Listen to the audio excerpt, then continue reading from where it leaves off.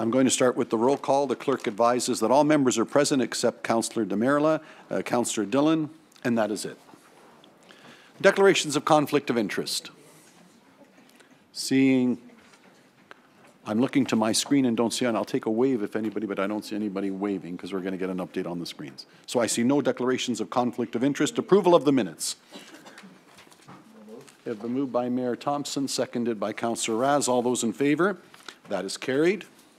Brings us to the second set of minutes, December 6, 2018 inaugural regional vote. If I have a mover and a seconder, Councillor Mahoney, Councillor Paleshi, are there any questions?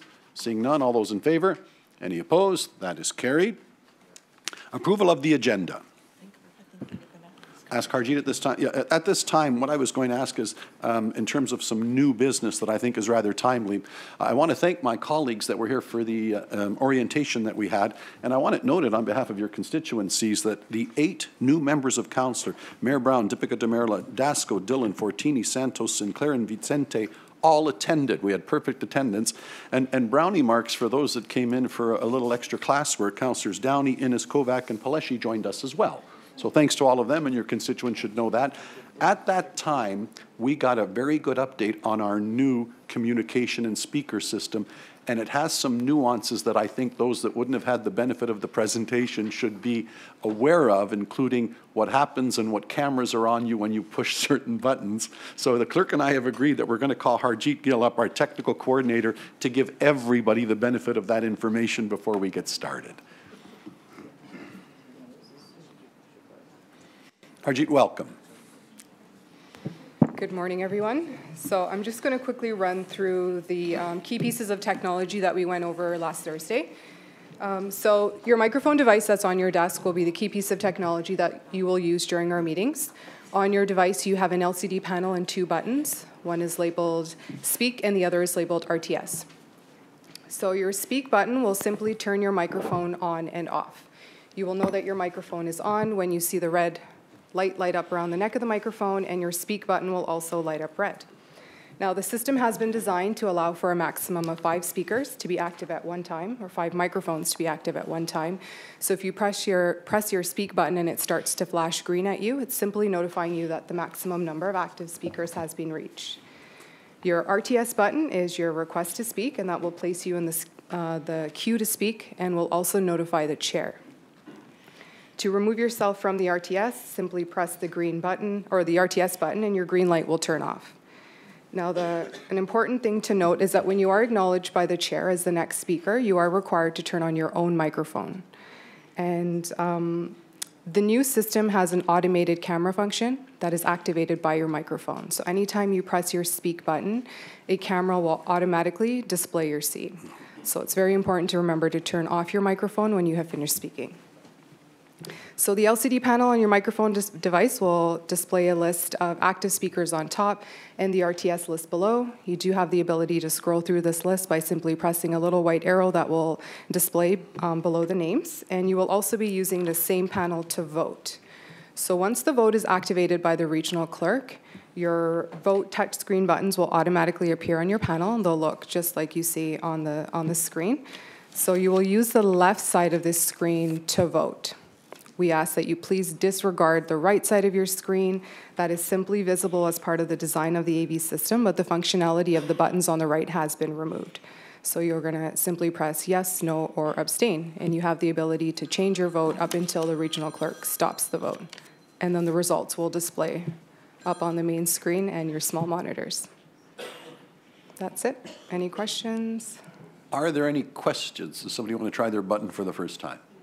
That's helpful. Very good. Harjeet, thank you very much. Seeing no questions. That brings me down to the approval of the agenda. I didn't know if Councillor Paleshi, Councillor Medeiros had something. There he is on. I actually have Councillor Paleshi on my screen first. Councillor Paleshi, did you have something on the agenda? Yep. Please, you're up. Thank you.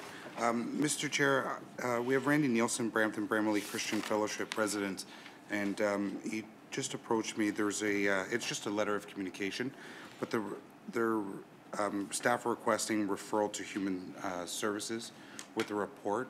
Can I put that in consent? If I cannot, with that referral, if I cannot, can I move that, vary the order of the agenda and move that up forward? He has to leave. So just so I'm clear, he'd like to see that that's been dealt with. We don't need a Yes. presentation. Madam Clerk, I have no problem with that if someone would so move. That's been moved by Councillor Paleshi. I have a seconder, Councillor Mahoney. You've heard the direction from Councillor Paleshi. All those in favor? That is carried. Thank you. And he can get on his way with his business. Anybody? Just moving it up. Just moving it up. Just moving it up. But I thought we wanted to deal with it at this time as well. So We'll deal with it right after. we'll deal with it right after on the consent. Very good. Anybody else on my list with regards to the approval of the agenda? I see no one. No, Councilor Medeiros. Oh, and there it is on my screen now. Councillor Medeiros. Thank you, Chair. I'd like to request an in-camera update on bargaining update. Very good. All those in favor of that? Any opposed? That is carried. And now, seeing no one else on my list, I will ask for the call for the vote for the approval of the agenda. All those in favor? And I need a mover and a seconder. Councillor Sinclair and Mayor Thompson. All those in favor? That has been carried. Public announcements sponsored by a member of council.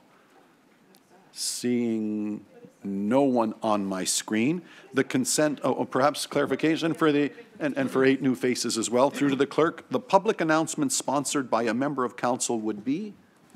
That was added last term of council through the committee that reviewed the procedure bylaw, and it was a request that if members had an announcement about something that was happening in their neighborhood, instead of having a delegation, they would have it brought up under that section, and it's a 2-minute time limit, and there is no questions or other speakers. So it was a way to manage the agenda, moving away from some delegations, just to have an announcement if it was something that was straight announcement, not requiring any form of debate. Very good. Well asked and well answered. Madam Mayor, did you want to avail yourself of something at this time? You have the floor. Please proceed. There it is.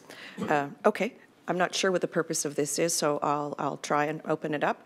Yesterday at Mississauga City Council, our council made a decision to opt out of cannabis retail shops. We're going to take our time, get it right, watch the example from other municipalities, do some more consultation, and appeal to the provincial government about more controls for municipalities on the location of the shops and the number of shops. So I thought that might be newsworthy for the other municipalities as well. We've been doing media interviews about it in case Brampton and Caledon had not heard the news. Mississauga voted yesterday to opt out.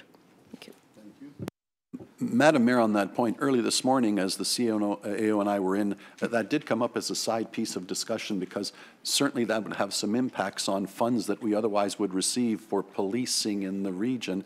I think I'm going to ask the CAO, I think it's appropriate for you to share just some of the observation on what that might mean going forward, if it's something we want to report on the future, because it will have budget impacts on it if we're not getting the money that otherwise would have been earmarked for the program, but we will still have policing issues, just to give you all a heads up. So through the CAO, just the little bit that we shared this morning. Yeah, thank you, Mr. Chairman. Yeah, the difficult situation we're in because of the way that the provincial government has structured this is that it's given the local municipalities the ability to decide to opt in or opt out, but has charged the regional government with the requirements for policing, not only through the police department, but also through public health under the Smoke-Free Ontario Act to police the use of cannabis in public.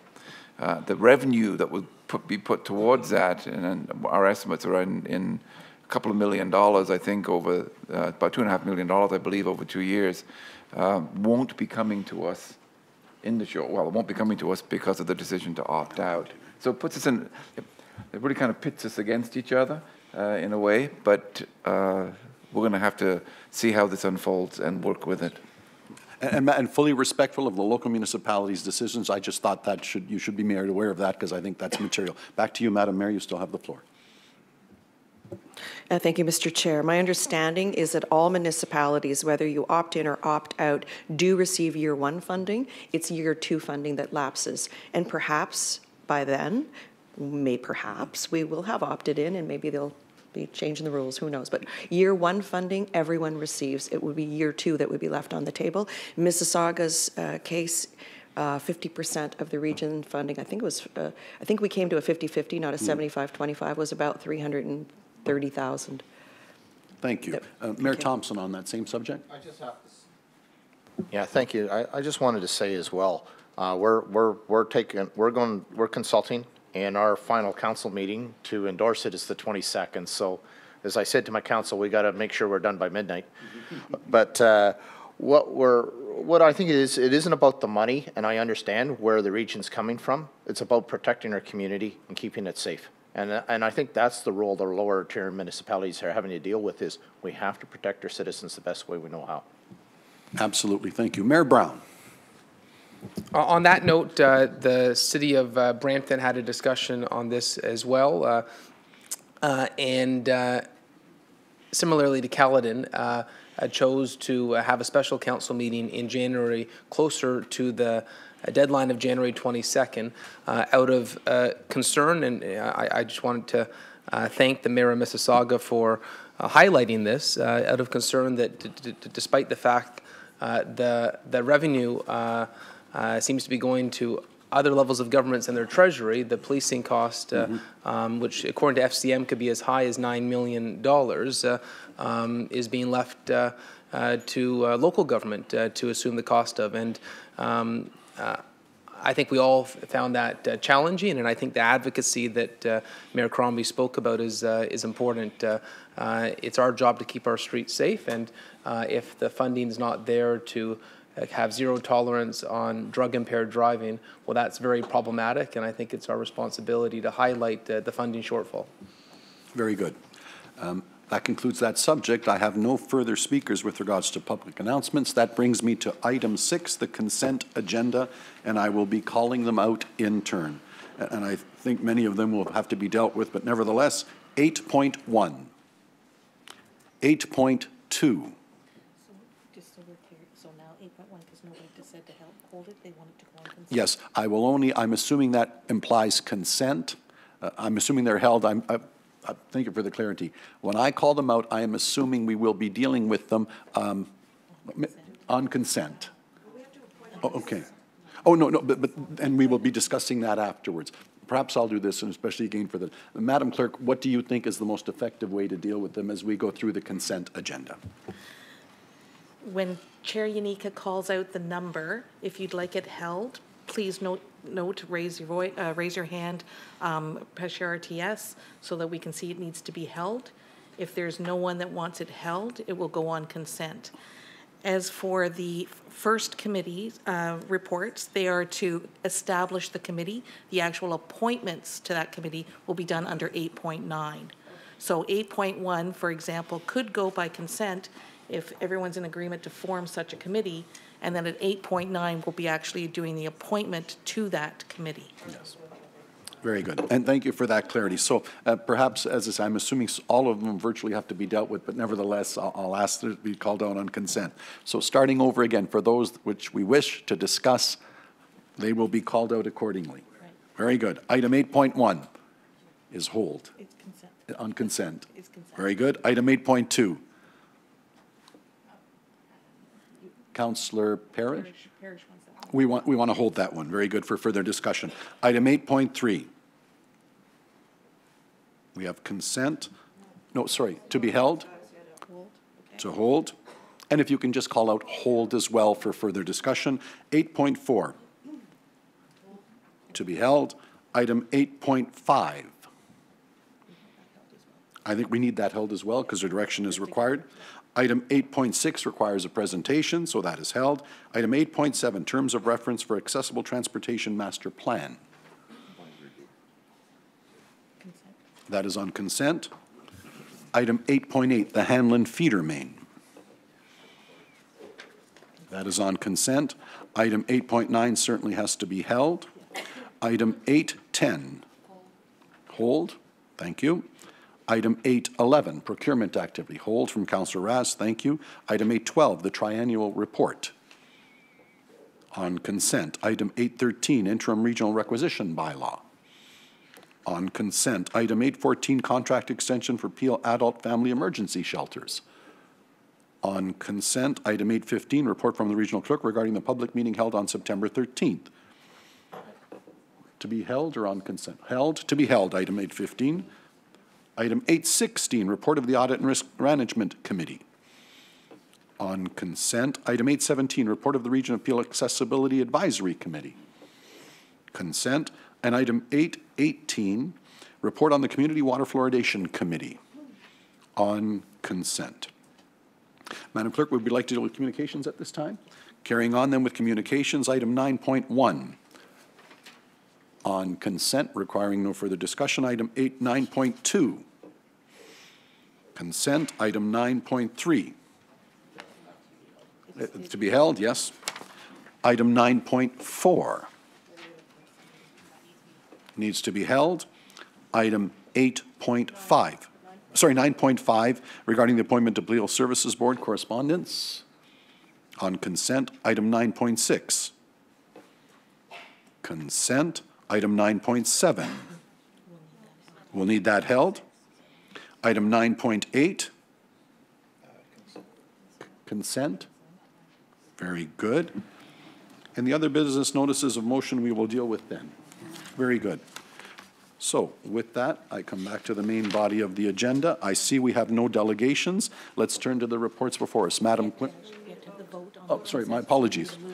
With regards to what is on consent and to be held, I need a mover and a seconder. All those in favor? It's been moved by Councillor Vincente, seconded by Councillor Palesci. All those in favor of our consent? Oh, recorded vote, yes.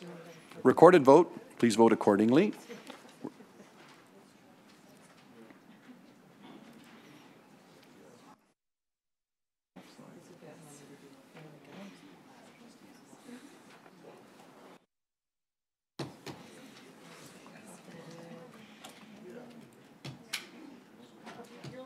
Madam Clerk, you'll call, we don't see it on our screen, do we?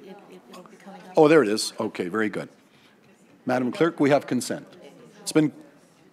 That is carried. All those in favor, that has been carried with the vote. Thank you all. That brings me down to delegations where we have none. So Madam Clerk, that brings us to the reports and the first matter before us. Councillor Kovac, did you have?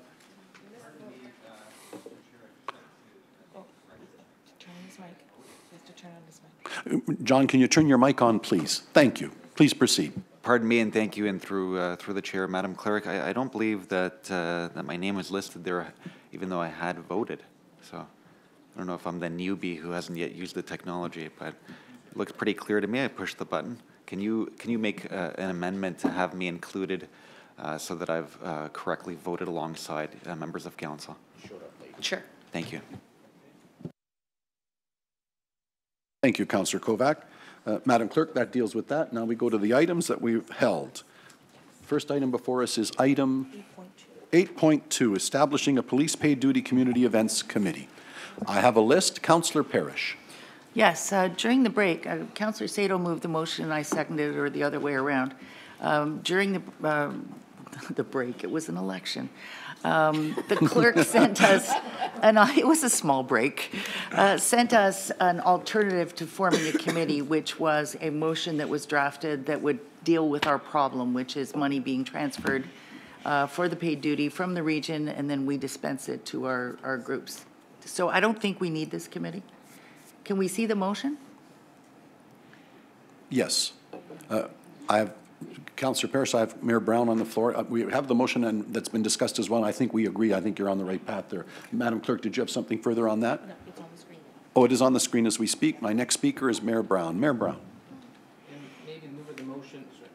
Maybe the mover of the motion could speak to this. I think we've all heard about this concern from local community groups.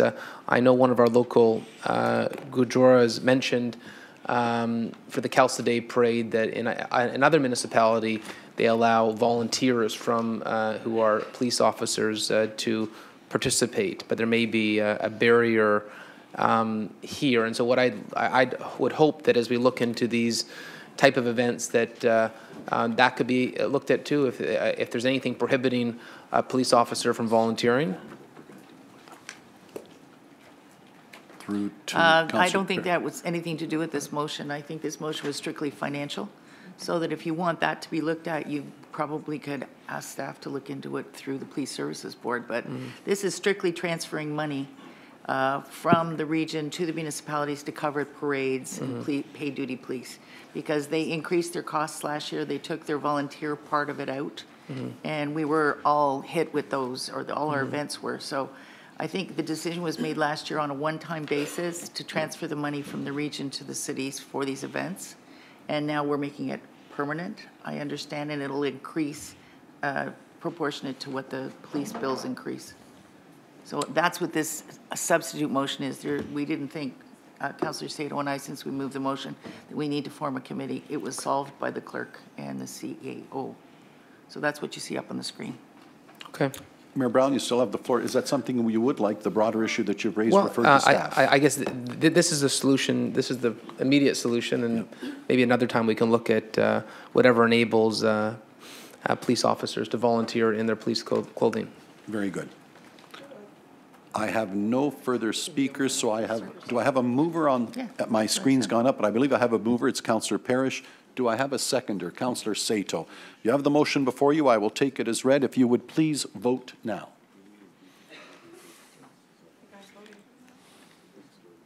Sorry, the new system just takes a And second. the new system takes a moment, so.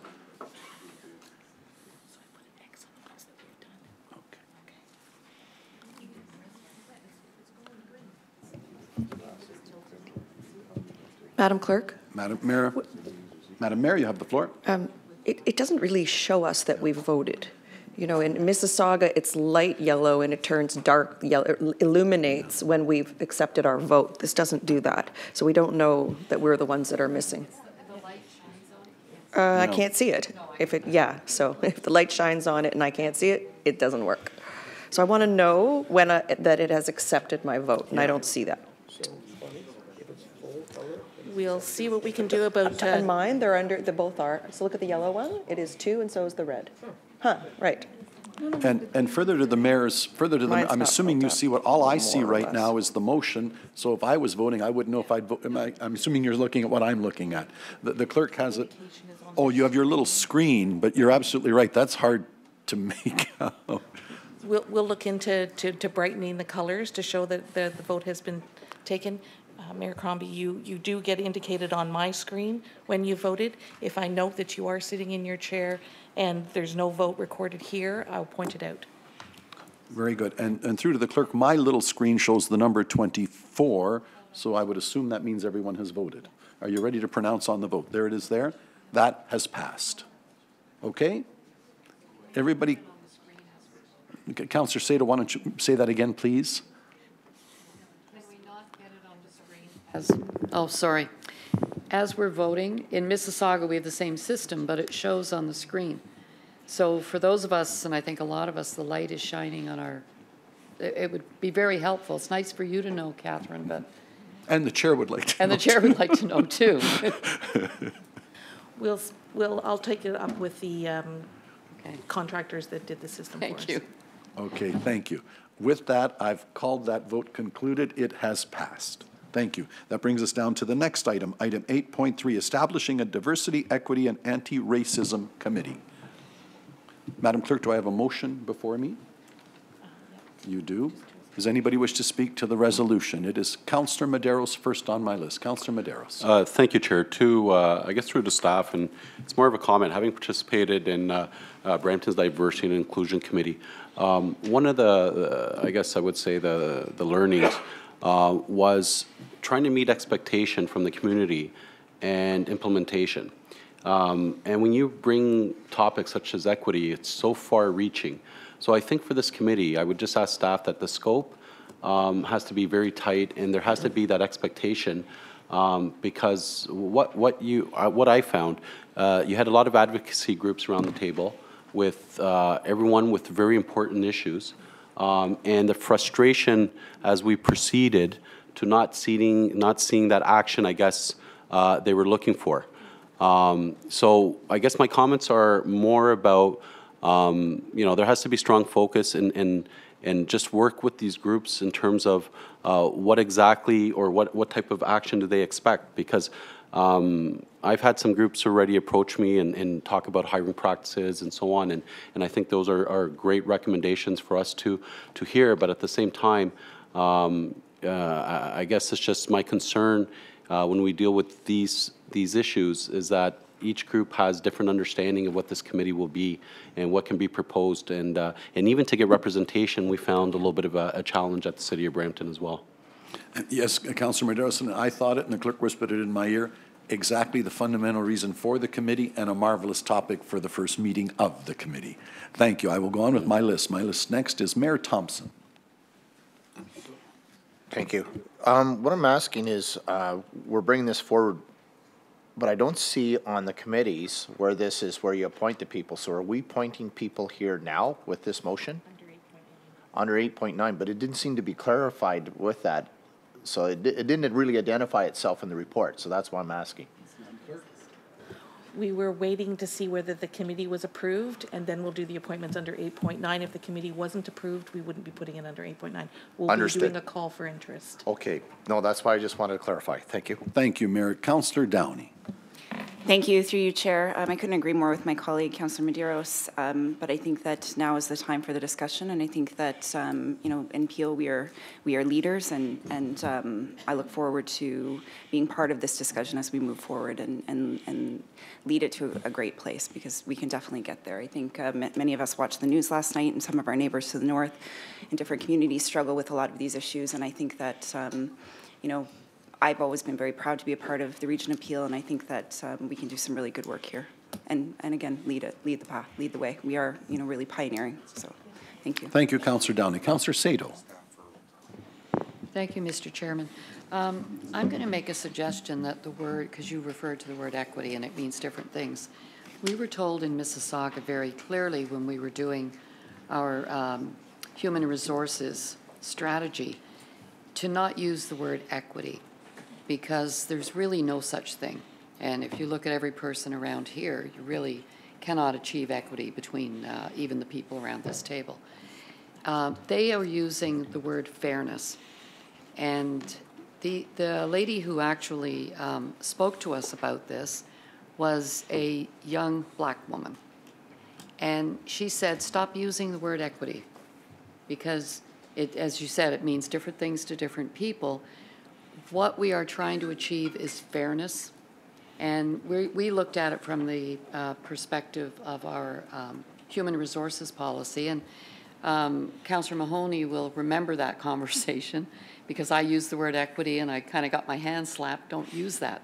Use fairness, and that's what we are trying to achieve. So I think if we went into this with a mandate that was to achieve fairness for everyone, it would be a lot easier working with the committee, and it would more rightly allow us to work towards what we really want to do. Thank you, Councillor Sato. And the clerks whispered the same thing in my ear. Great point, but is that something we wish to debate now or refer to the first committee? Well, if I could comment, it is, we're approving the mandate and the terms of reference today according to the recommendation. So if we removed approving the terms of reference from today's recommendation, then yes, I would say let the committee discuss it. But if the recommendation stands as it is, which approves those terms of reference, then I would ask that the change be made.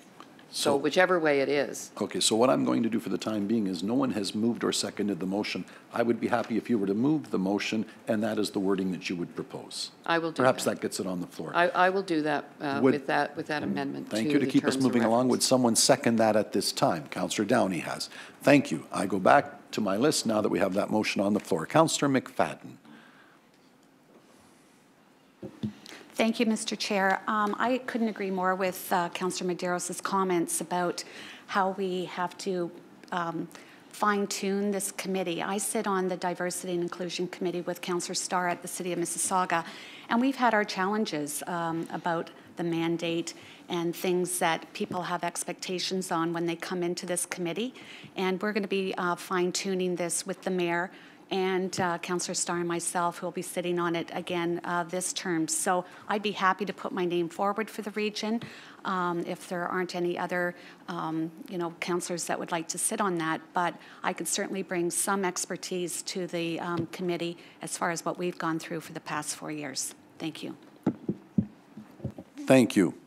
If I have no other speakers, again for clarity, the clerk raises the point that this is what was approved by the last committee. Understand exactly the direction Councillor Sato was given. One option would have been, instead of to be approved, to be referred to the committee. But Councillor Sato, you're saying, let's make the change now, if I'm understanding correctly, and everywhere we have the word equity in this resolution, it will now be changed to fairness. Is that correct? Very good. Can I get that? And I've got that on our screen now. And Madam Councillor Sato, you're happy with that? May I just speak to that? And I see the chair, the CEO would like to speak to it. Please. Councillor Sato has also recommended that it be changed within the body of the terms of reference, and I think it's important that we'll do that. So we'll take that as direction, and that'll be done. I think the key is to get the resolution correct. And I think that has it. Councillor Santos. So while I can understand where Councillor Sato is coming from in terms of revising and amending the motion, I would think that a lot of work was put into naming what this committee is about and being very careful with the wording. So even though equity in general is very hard to act upon and achieve actionable, tangible results for, because it is a far-reaching goal, I think it's still important to recognize the word equity in the committee itself, and perhaps in the mandate and perhaps in the spirit of the committee, while they're doing the work, they emphasize fairness, understanding that they're also trying to achieve equity. So I think just as a signal to the work of the people who came up with the committee name, and also in the spirit of equity and everyone trying to achieve equity, it's important to keep it in. Very good. And for the sake of clarity to the chair, Councillor Santos, are you making an alternate recommendation? Are you making a friendly amendment? Are you proposing perhaps that's something we send to the committee saying that still might be a work in progress? What would be your preference? I think that it should be the committee who are to establish what the proper name should be. Very good. And point well made. So if I'm taking it correctly, perhaps this is the wish today, recognizing what Councillor Santos has said. The committee will be mindful of that and have their own deliberations on that naming. I'm trying to find a common ground, recognizing many people want to speak to it, and I'm trying to move it along and respect your wishes, but no, it will be committee's work as well. I'll go back to my list. I have Councillor Sato and Councillor Dillon. Councillor Sato. Thank you. Mr. Chairman, I have no problem with referring this to the committee and having them come back. And, you know, if you want to call it, I really don't care what you call the committee. It's what the mandate and the terms of reference say that's important. And I do feel that in the terms of reference that the word fairness should be there instead of equity. And I'm saying that because I was told that to stop using the word equity. Yes.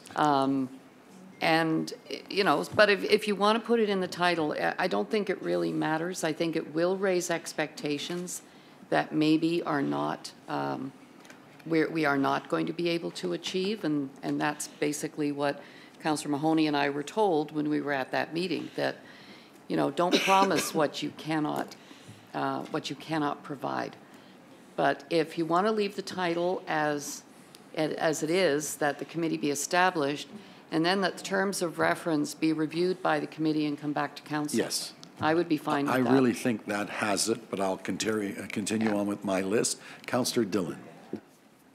Thank you, Mr. Chair. Just so we're going to go ahead with allowing the committee to decide what the name Councillor is. Sato, you'd be, as a friendly amendment, if you were, I welcome the conversation, but I think that makes the most sense. Thank you. Yeah. Thank you for that. Yeah. Okay, thank you. Councillor Starr. Yeah, I just want to say that a number of these discussions that we heard just now have been brought up consistently at the committee at the City of Mississauga. And the equity part of it was part of our, I guess, our original thoughts. But now, towards the end of our mandate, we are brought in different representation from different groups. What about the cultural equity? What about the business equity? What about the job equity? And so that word, I think, creates some problems. So I think the best idea is to send it back to committee, discuss it among the folks that are going to be on it and whoever the new ones are, and come up with a, I guess, a definition, because I think you're going to have some real discussion on that. We've had that already. Matter of fact, I think we had one or two resignations because that person said, no, you're not recognizing what I'm talking about. So I really think that it's a lot of good information to take forward and discuss with the committee. And sorry if I'm talking funny, I'm having my stitches out this afternoon. Okay. Thank you. Councillor Starr, I think that has it. I think the clerk may have resolved it. Looking at what you have on your screen, I believe the proper amendment to that is that it should read, instead of the final two words be approved, that instead it reads referred to the committee. And I think the flavor of this conversation will carry on in much greater depth there. So with that, if the mover and seconder are happy with the resolution as you see it on the screen, I shall call for the vote, seeing no other speakers. Please vote at this time.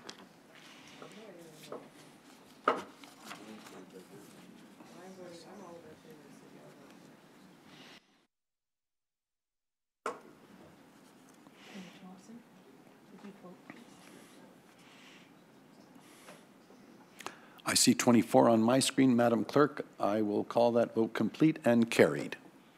Thank you. Moving on to item 8.4, establishing the Region Appeal Planning Committees, which has been deferred from the September 13th meeting. And I know it also relates to item 8.5. Madam Clerk, should we deal with 8.5 at the same time? Together. Very good. Do I have any speakers on items 8.4 and 8.5? If that's clear. Oh, sorry, Councillor Parrish. Well, we're splitting hairs today, and I don't like doing it. But this really should be called the Appeal Planning Advisory Committee because it's got more citizens on it than councillors. And when you hear Planning Committee, you think of the ones we have locally, which are made up all of councillors and their standing committees. So I just think to clarify that this is an advisory group and doesn't actually make any rules and laws and pass any motions. If we could throw the word advisory in there, I'd be a lot happier. Carolyn, well brought up, because the clerk has a further clarification on the very point you're raising. Madam Clerk. There's actually going to be two committees. The first one is what we used to call the Growth Management Committee, which hopefully with this motion will be changed to the Planning and Growth Management Committee. And that committee will appoint the Planning Advisory Committee that you're referring to, which will have the citizen members on it, as opposed to having one committee. There'll be the Planning Advisory Committee. So the Planning and Growth Committee will just have councillors? Correct. Thank you. Correct. Thank you, and thank you for that clarification. Seeing Mayor Crombie. Sorry. So one more time. So the Growth Management Committee is now which one? 8.4 or 8.5? Growth Planning Committee meeting or Planning Advisory Committee? Madam Clerk. 8.4. 8.4, right. And can I just ask a question about the composition of that committee in addition to the citizen members? Please. Please? Yeah, go ahead. What is the composition of the 8.5? The 8.4. The composition shall be, Madam Clerk.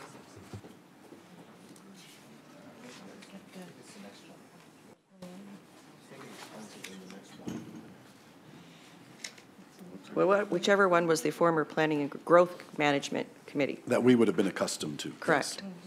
Yes. And now it is the Planning and Growth Committee.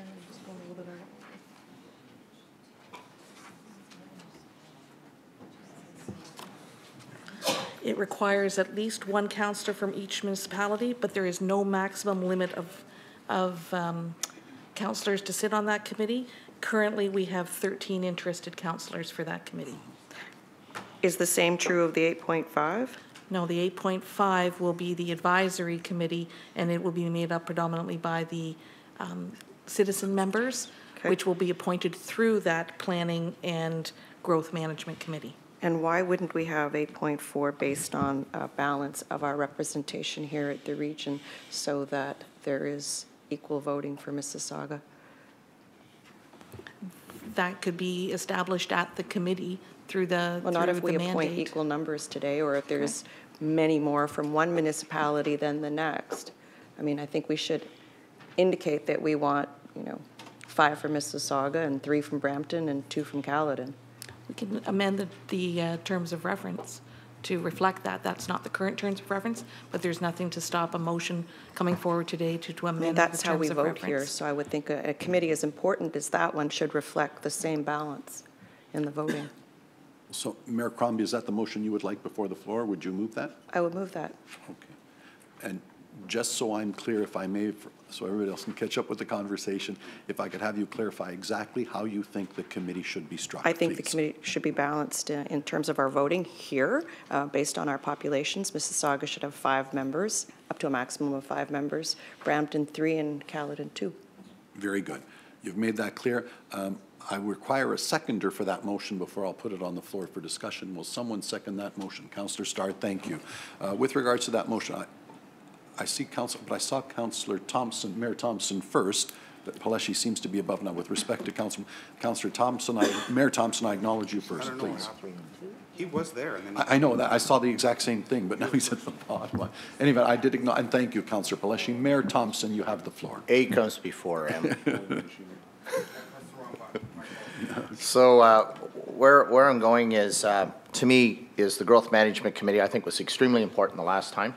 To me, it should have been planning, and it just wasn't there. To me, I think it should be for people that have interest. I understand where Mayor Crombie's coming from, but I think it should be open. I think we can figure that out for themselves. If Mississauga thinks it's important, they should put their names forward.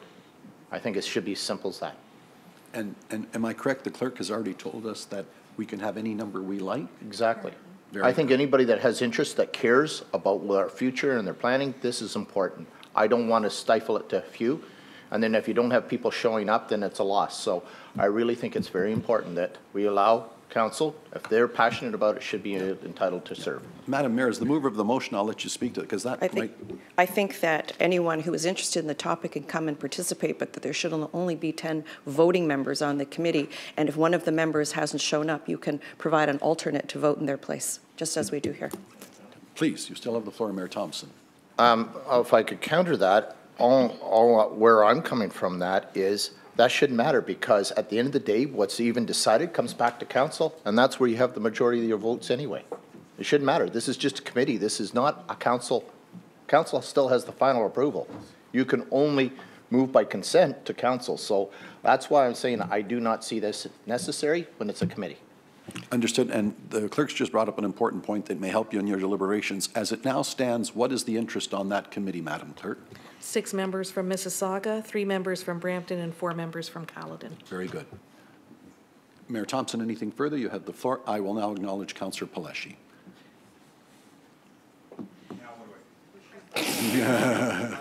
Green one, yes. Okay. I like pushing buttons. I agree 100% with what Mayor Thompson is saying, and I think that the composition really has nothing to do with the fact that it does come to region for final approval. I don't think that committee should have anything to do with the population. If we want to talk about the structure of that committee and the fact that it has everything to do with growth, you look at the other municipalities that have the most amount of growth to do. So if that's the way you want to structure it, but that's not what I'm asking for. I think it should be an equal representation from all 3 municipalities. And like Mayor Thompson said, it comes here for final approval regardless. So thank you, Mr. Chair. Thank you. Councillor Sato. Thank you. Just a quick question. Usually our committees are less than a majority of council. And looking at this one, it's a majority of council sitting on it. So how does that impact on decision-making, Catherine? Madam Clerk. The committee structure is still that it's recommendations to all of council. There can be no independent decisions at the committee. There's a couple of exceptions to that, such as the debt issuance, but the committee structure is that it is a committee, so it makes recommendations to all of council. I guess where I'm looking at it from is because it is a majority of council, that a decision, and this relating to Mayor Crombie's comments, that if a decision or a recommendation, I should say, which is voted on at the committee, comes to council, that has already been a majority of council making that recommendation. So it kind of makes it redundant saying to council, you're going to have a vote on what the recommendation is. And I'm just looking at the technicality here because Councillor Sato, just a point, it may or may not be a majority of council. They may have been split votes at the committee Well, that level is as true. well, in Yes, no, fairness. no, Though that's more true. often than not, I bet you would be right, but just for the sake of Yeah, clarity. no, I just want it to be clear because I know whenever we have a majority of council, it's almost considered to be Yes. decision-making rather than recommendation-making. Yes. Noted. I will carry on with my list. Very good discussion. Councillor Parrish. Going to make it easier on Councillor Sato. I'm going to take my name off that list for planning because I think I'd rather go on the housing one. So that takes us down one Mississaugan. Okay. So then we can. I don't know that Mayor Crombie thinks that's easier. No, I'm dealing with Councillor Sato's concern, I which understand. we've had said to us at our. No, you go on it. Okay. I like housing better. Okay. Thank you. I will come to my next speaker, Councillor Vicente. Councillor Paleshi makes a good point in that he used the word equal representation. Are you suggesting that it should be 3, 3, and 3 or 4, 4, and 4? Is that what you're saying? Because that's now a third option that we're putting here on the table. Thank you. I'm actually, through you, Mr. Please. Chair, I'm actually thinking that maybe the committee should fall into regional council here and just have it as an extra tab item in our agenda. Nominate a chair and a vice chair and just have it as a committee of the whole. Committee of the whole. Wow. It certainly is a very important issue. And truth be told, in Mississauga, we had a subcommittee for years, then it became the committee of the whole during our growth period because it impacted everyone. So my experience is sympathetic to that request, but I will carry on with my list. It's Councillor a very, Groves. if I still Sorry. do. Yes, my apologies, just on your Councillor Paleshi, you points, still have the floor. Mr. Chair, thank you. I think all 3 municipalities have every member of council at their planning committee, so I think it only makes sense for an important item like this. It's a very good for point. the region. Thank you. Carrying on with my list, Councillor Groves. Thank you, Mr. Chair, and if it makes it easier, I'm going to take my name off from Caledon. I know there's 4 of us from Caledon, so I'll remove my name as well. Thank you. Mayor Thompson. No, I don't, and I can't understand why it was taken off in the first place, because I think it's very important. And especially you look at the new provincial legislation that came down last February, you know, a lot of the decisions are made here at the regional level. So I think it's a very important one, and I do agree with my cohorts that I think it's extremely important that it should be at this level. Thank you. Committee Councillor of whole. Fonseca.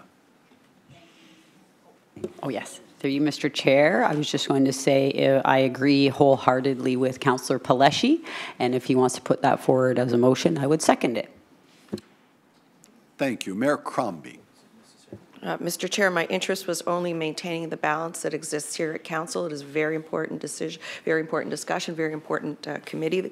I'm going to withdraw my motion in favor of supporting it being Committee of the Whole. Very good. That exhausts my list of speakers. The only, the Madam Clerk has a point of clarification. Madam Clerk.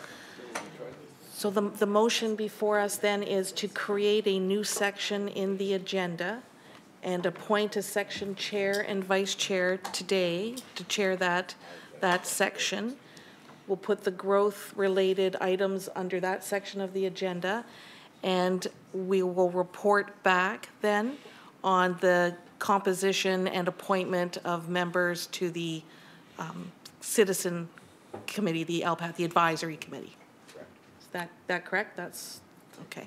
Very good. And to the movers and seconders, Councillor Paleshi and Councillors Fonseca, you are happy with that? Very good. Seeing no other speakers, very good conversation. If everybody is clear on the motion that it is now Committee of the Whole with a chair and vice chair yet to be appointed, that is the motion I have before me from Councillors Paleshi and Councillor Fonseca. Please vote.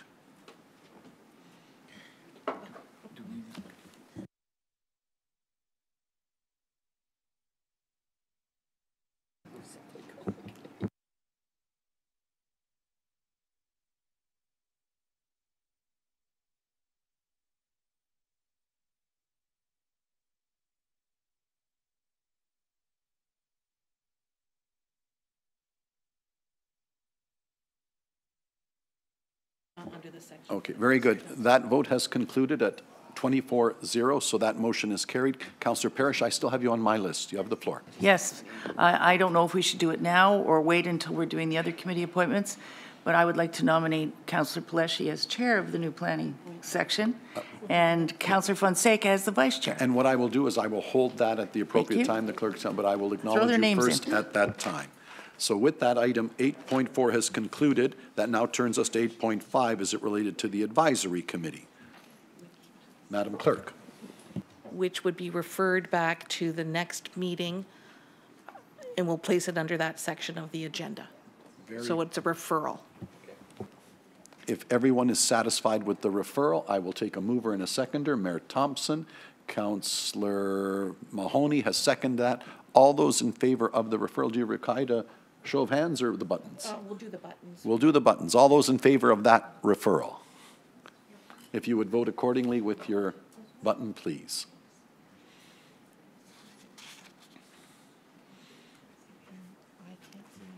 I need one more voter. I see 23 on the clerk's screen. There we are. 24, that is unanimous. Thank you. That takes us to 8.6, Strategic Housing and Homeless Committee Terms of Reference. And appointments will be done at 8.9. Are there any speakers to it at this time? Oh, I'm sorry, there is a presentation. Janice, if you're, and your crew are coming forward. There is a presentation from Janice Sheehy, Commissioner of Human Services, and Eileen Baird, Director, Housing Services. Welcome.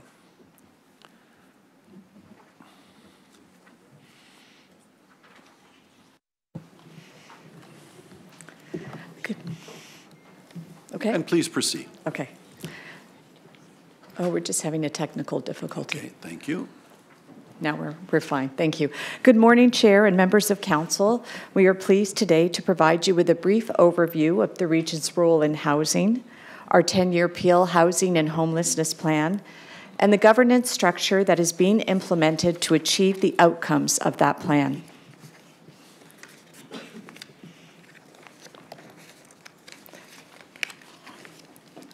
Regional Council's role in housing and homelessness is broad and somewhat complex. In the legislated role of service manager, the Regional Council has 5 key accountabilities related to housing providers in our community. Going from left to right, system planning, administration of the centralized waitlist, asset sustainability and operational viability, and the development of new affordable housing. And as the service manager, the Regional Council has 3 roles. First, to act as a steward and provide strategic oversight for the emergency, transitional, social, and affordable housing system. Second, to act as a custodian or protector of regionally owned housing stock. And third, Regional Council is the sole shareholder of the Peel Housing Corporation, also known as PHC or Peel Living. It is Peel's largest social housing provider. Through the fulfillment of these roles, we are working towards the achievement of 2 long-term outcomes for Peel: that affordable housing is available to all Peel residents and homelessness in Peel is prevented. Or more simply stated, we are striving to help our residents get and keep suitable housing that they can afford. At the top of this slide, you see the housing continuum, which just shows the different types of housing in our community. The chart below simply illustrates the scope and scale of housing stock that Council oversees in their role as service manager. Within the Human Services Department, there are 3 divisions that work together, along with many internal and external partners, to help our residents get and keep suitable housing. Moving from left to right on this slide, the Housing Services Division, led by Aileen, is your designated service manager, responsible for the 5 key service manager functions I previously described. The Housing Development Office, which is a new office that will be operational in early 2019, is the development arm of the service manager. And as such, it is responsible for new builds of affordable housing development projects. By creating a housing development office, We believe we will raise both the focus and profile of this function in Peel Region. And finally, there's the Peel Housing Corporation, led by the General Manager, Dan Lebrecq. Now that I've reviewed the region's role and administrative structure as it relates to housing, Aileen is going to walk you through our 10-year Peel Housing and Homelessness Plan. Thank you. Please proceed, Aileen. Thank you, Janice. All service managers are required by the province to develop 10-year housing and homelessness plans for their respective jurisdictions. In Peel, we recently renewed our plan, and it was approved by Council in April. The process started with a thorough assessment of need across the entire housing continuum. And as the slide shows, there are significant levels of unmet need for all housing types in Peel, and this is something we're all very well aware of. The biggest gaps for low-income families exist, and 70% of low-income families in Peel today are precariously housed. And we also know that the gap in affordable housing is going into the middle-income segment of our population, where today 30% are facing affordability challenges, and this is mostly for larger families.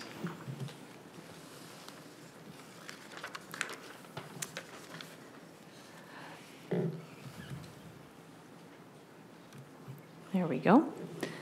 So the results of the needs assessment, along with expert advice from local, municipal, and regional staff, as well as future growth projections, were used to create new affordable housing targets.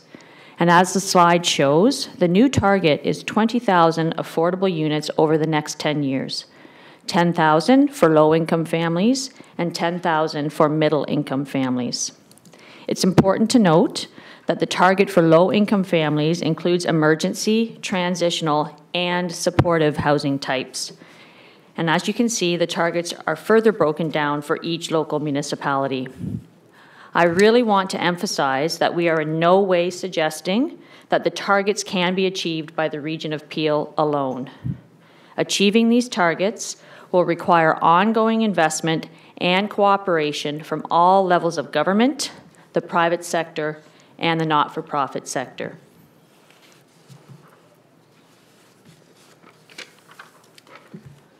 So the results of the needs assessment were used to create a new 10-year Peel Housing and Homelessness Plan. The plan is called Home for All, and as the circular diagram illustrates, it contains 5 strategies, which are on the outer ring of the circle, to achieve the short and long-term outcomes noted in the 2 inner circles. 4 of the 5 strategies are related to the supply side of the housing business. As we shift to a more planned and strategic approach to development, focused on Peel Housing Corporation assets, while also exploring new ways to work with private developers and the non-for-profit sector to optimize their contributions to growing the affordable housing stock in Peel. The plan also includes a strategy to transform service, which involves working with our partners and our clients to co-design a new service delivery model so we can prevent rather than manage homelessness, divert more people from shelters, while ensuring that we put the right supports in place for our clients so they can get and keep suitable housing that they can afford. As approved by Regional Council on June 28th, we've created a new governance structure for housing and homelessness. This new structure consists of 2 distinct entities that are accountable to Regional Council. The Strategic Housing and Homelessness Committee of Council has been created to provide guidance on the high-level strategic decisions that are required to implement the plan and will consist of regional councillors that are selected today. The advisory committee will provide strategic oversight to PHC and bring recommendations forward to Regional Council for approval. The PHC board, accountable to the region as sole shareholder and service manager, will be composed of senior regional staff who will be responsible for the operational oversight of PHC. To ensure that Council maintains their awareness of the Housing Corporation's operations, the board will provide regular updates to Council as shareholder on the progress that's being achieved. The report on today's agenda explains the mandate of the new Strategic Housing and Homelessness Committee. The committee was created to enhance Council's oversight as service manager, including the development of new affordable housing and the ability to fully leverage the assets we have with PHC, and will provide Council with more direct decision-making involvement on the implementation of the Peel Housing and Homelessness Plan. The committee will have oversight on issues such as emergency, transitional, supportive, and affordable housing development, again with a primary focus on redeveloping PHC's assets. Details are shown on this slide and are also in your report. Following Council today, a shareholder meeting will take place to highlight the recommendations for staff appointments to the Board of Directors. An updated shareholder direction, which outlines the expectations the shareholder has of the board, will also be presented for approval. In this direction are the detailed responsibilities of the board, which are also summarized on this slide. At this time, I would like to emphasize or draw your attention to the role of the board in supporting the implementation of the plan, and again, that the board will provide leadership, advice, and guidance on operational matters only.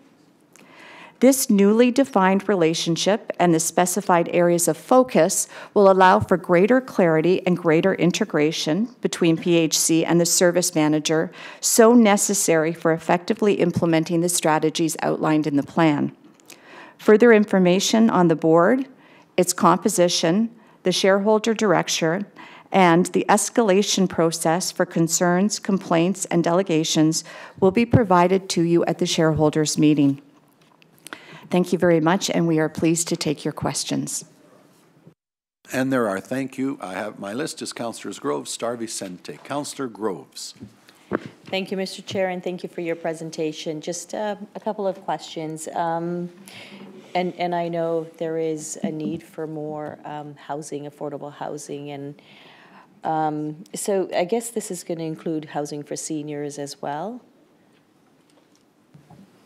Through you, Chair. Absolutely. Okay, so are you working with the LINs? Because I know that the LINs, they've got a planning committee and they're looking at housing, affordable housing, sort of on a broader. Again, through you, Chair, and thank you. I think you've raised a very important point, Annette Groves and our Councillor Groves. Supportive housing is one of the priorities in our plan, and to achieve some outcomes there, we absolutely have to work with the LINs. We already are at a table with the LINs, and that will continue into the future. Okay, that's great. And so, and finally, over the last 5 years or so, have you seen an increase or a decrease in the need for affordable housing? And that's just in general with seniors and just in general. Through you, Chair, we've seen an increase across the board. Okay, so yeah. And that's a problem because I do have, we have Caledon Community Services that provides some social services to some of our residents, and especially most of who are using the service are the people in my ward, and there has been an increase in a dependency on social services. And so I think it is important that we look at those partnerships, because I don't know that we can afford to do that on our own. So it's nice to see that you are looking at the partnerships with the private developers and landowners, and really all levels of government really need to step up to the plate. So thank you, and thank you. Thank you, Councillor Groves. Councillor Starr. Yeah, I just wonder if I can get a little clarification on slide, I think it's 5, the growing levels of unmet need.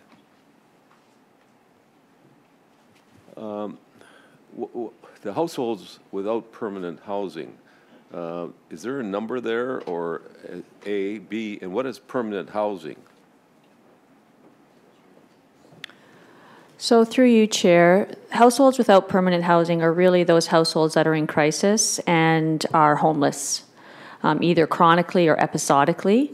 And so what the slide is showing is that we're seeing an increase in our shelter use, and so that's a trend that we're concerned about as well. Do we have a number? a number of. Do we have a number that we're recognizing of households? We do. So we, through the chair, we have collected information both through the point-in-time count, which was done in the spring, which I can refer you to, and we also collect information as to the incidence of individuals showing up at our shelters. But there is a large component of hidden homelessness that is not counted, basically consisting of people who are staying with relatives, couch surfing, and that type of thing. So, do you have a number? What's the number? Or can you get one? Or through you, Chair, we can absolutely get the numbers. So we do have a point-in-time count of homelessness in Peel, as well as a by-name list. And I don't have that number with me, but I can get it to you absolutely. What I can tell you is that our shelters serve just over 5,000 unique individuals in a year, and that corresponds to about 17,000 plus visits. So that gives you a sense of the scope of our shelter use, at least. Well, that's great, thank you. And the other point on the two sidebars, or the two middle ones, where it's the low income and middle income, both those households are identical. Yes, so that is because we use deciles. So really, the way the slide works is the population is divided into 10 equal parts. So each decile is the same size. So the first column is deciles 1, 2, and 3, which are low-income households. And the second column are deciles 4, 5, and 6. So because each decile actually contains the same amount of people, that's why you're seeing the same number of households in each column. Okay, so I don't add those up and say it's 258,000. Yes, you do. So the way the slide works is really the population has been divided into 10 equal parts, and that's really how we statistically capture our households by income. So deciles 1, 2, and 3 we categorize as low-income households, and those are households earning less than $57,000. So I appreciate your point, and there's many of us who, with descriptive statistics, try to get our heads wrapped around the concept of a decile. But we've got 129,000 households in deciles 1, 2, and 3 because they're all the same number of people, and we've got 129,000 households in deciles 4, 5, and 6. And I'm happy to have further discussion, or I can certainly send the technical paper to all of council if you're interested in these descriptive statistics. Well, I certainly would like to take a look at it, because I just, as a person who does a lot of numbers, I just can't believe that they can end up being the three deciles, 1, 2, 3, 4, 5, 6 are identical. I understand your point, and I'm happy to sit down with you and show you more details. Okay, great. Thank you. Thank you. And on that point, perhaps the CAO has a follow-up. Thank you, Mr. Chair. And Aileen, you're much closer to this than I am, so correct me if I'm wrong, but the way I read this when I look at it is that for families in Peel with incomes less than $57,000, 70% of them are spending more than 30% of their income, gross income, on housing, and therefore are in what we would consider unaffordable housing. In the next group, it's really the group of people with income between $57,000 and $103,000 annually. I'm sorry, I shouldn't say people, that's households. Households with income in that range. Of that group, 29% are paying more than 30% of their income on housing. Therefore, and this is obvious when I say it out loud, the lower the income, the more more households spend on housing, and housing becomes less and less affordable as income goes down. That's really what we're trying to show here and quantify it. Great, thank you. Thank you, Councillor Stark. Councillor Vicente. Thank you for your presentation. I have a few questions. You mentioned in your presentation 20,000 units within the next 10 years or so. We can't do it by ourselves. And you mentioned that the private sector would be important, and then in your wheel, you mentioned providing incentives. I suppose, to those organizations to help us build housing. How might that work? What would that look like? So through you, Chair, yes, one of the strategies in the new plan is to design a new incentives program, and we're actually working in close collaboration with our planning department who are taking the lead on that. So I will attempt to answer your question, but I will look to my colleague in planning to add any details that I may miss. But essentially, we've hired a consultant to design incentives program, and we're going to use the community improvement plan, a planning tool, an existing planning tool, as a vehicle to administer the new incentives program. So this is one of the important deliverables we're going to be bringing forward to the new Committee of Council this year.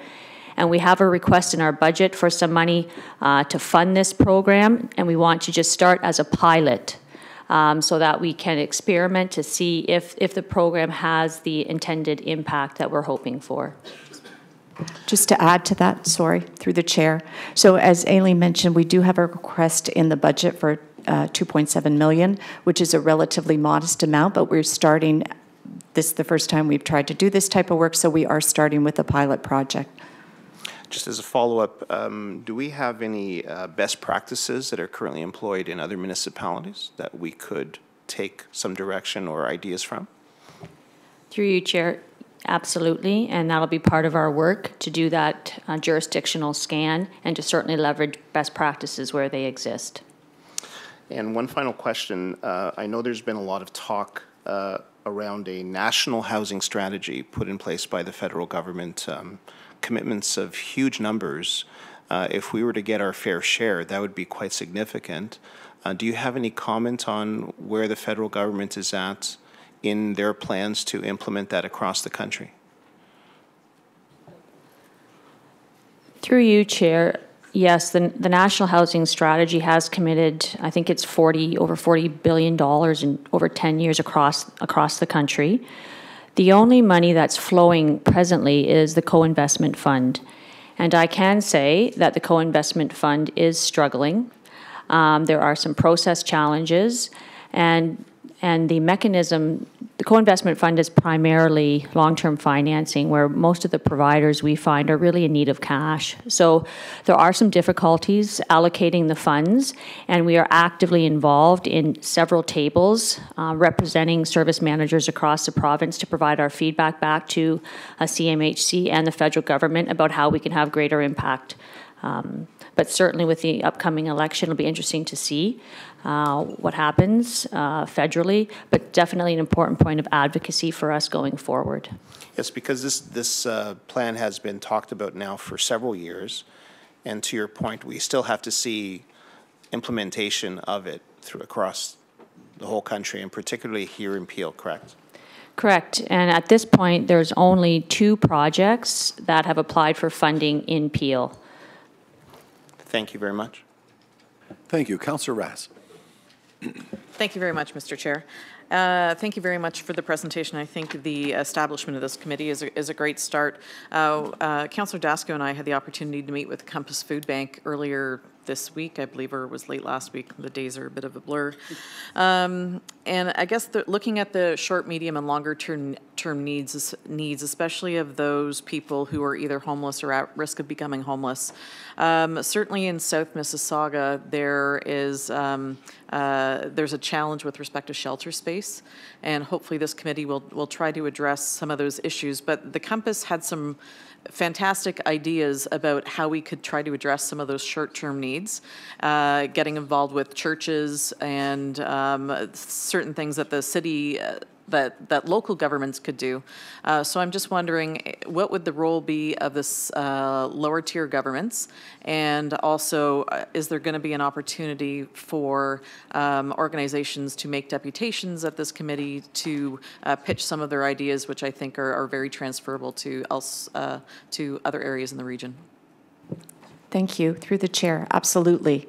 The committee will be open to hearing from members of the public and from our stakeholders and also from our partners as to new ways of looking at homelessness, because as we are transforming housing, we are also moving towards housing first approach in homelessness and looking at the role of our shelters and how better to support individuals. So we're totally open to that feedback. Okay, fantastic. And maybe I'll have an offline conversation with you about how that meeting went.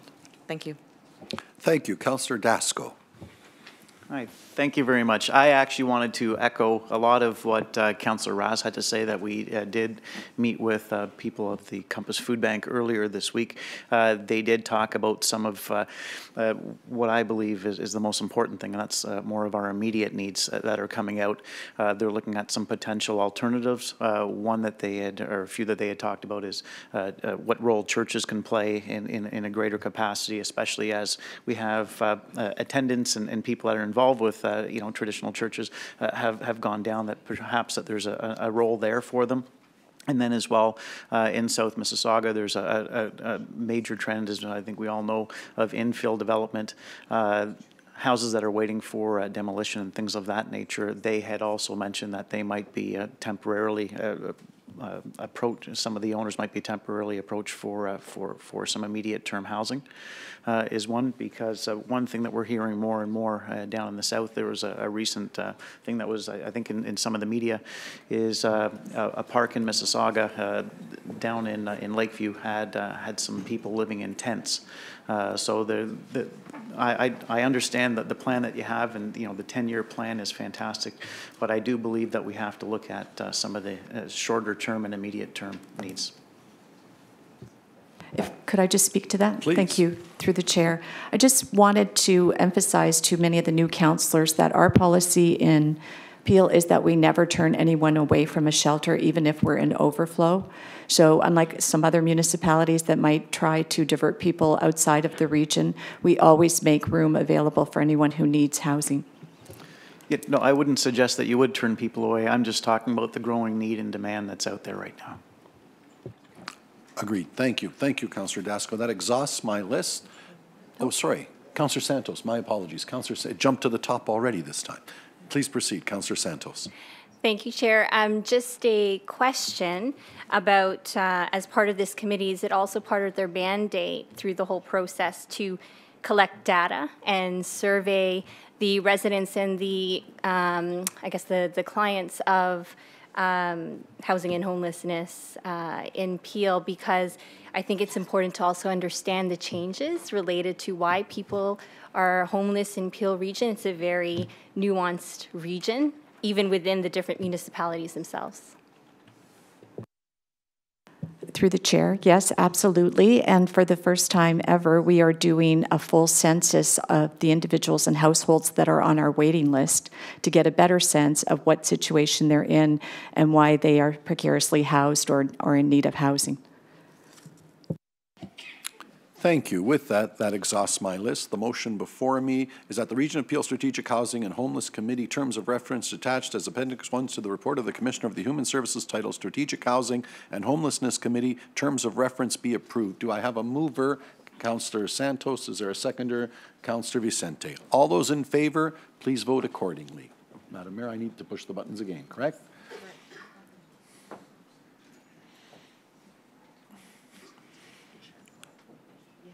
And I see 24. That is carried unanimously. Thank you. Item 8.7 is dealt with on consent. Item 8.8 also dealt with on consent, although I would be remiss if I did not acknowledge that with regards to item 8.8, that is the main advisory group final report for the Hanlon feeder main.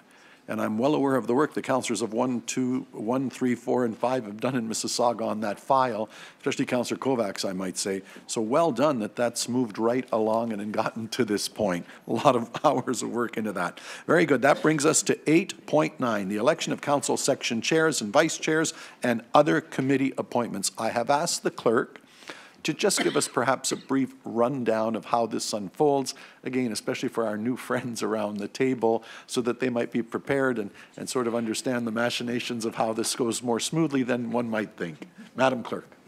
Thank you. So first you will be voting for the section chairs and vice chairs. You vote on those first because there's a cascade effect. Some of those people will be sitting on committees by the nature of the appointment, and that will if you've already shown an interest for that and you're now a vice chair or chair, you will already be on that committee, so it makes rooms for somebody else on the committee.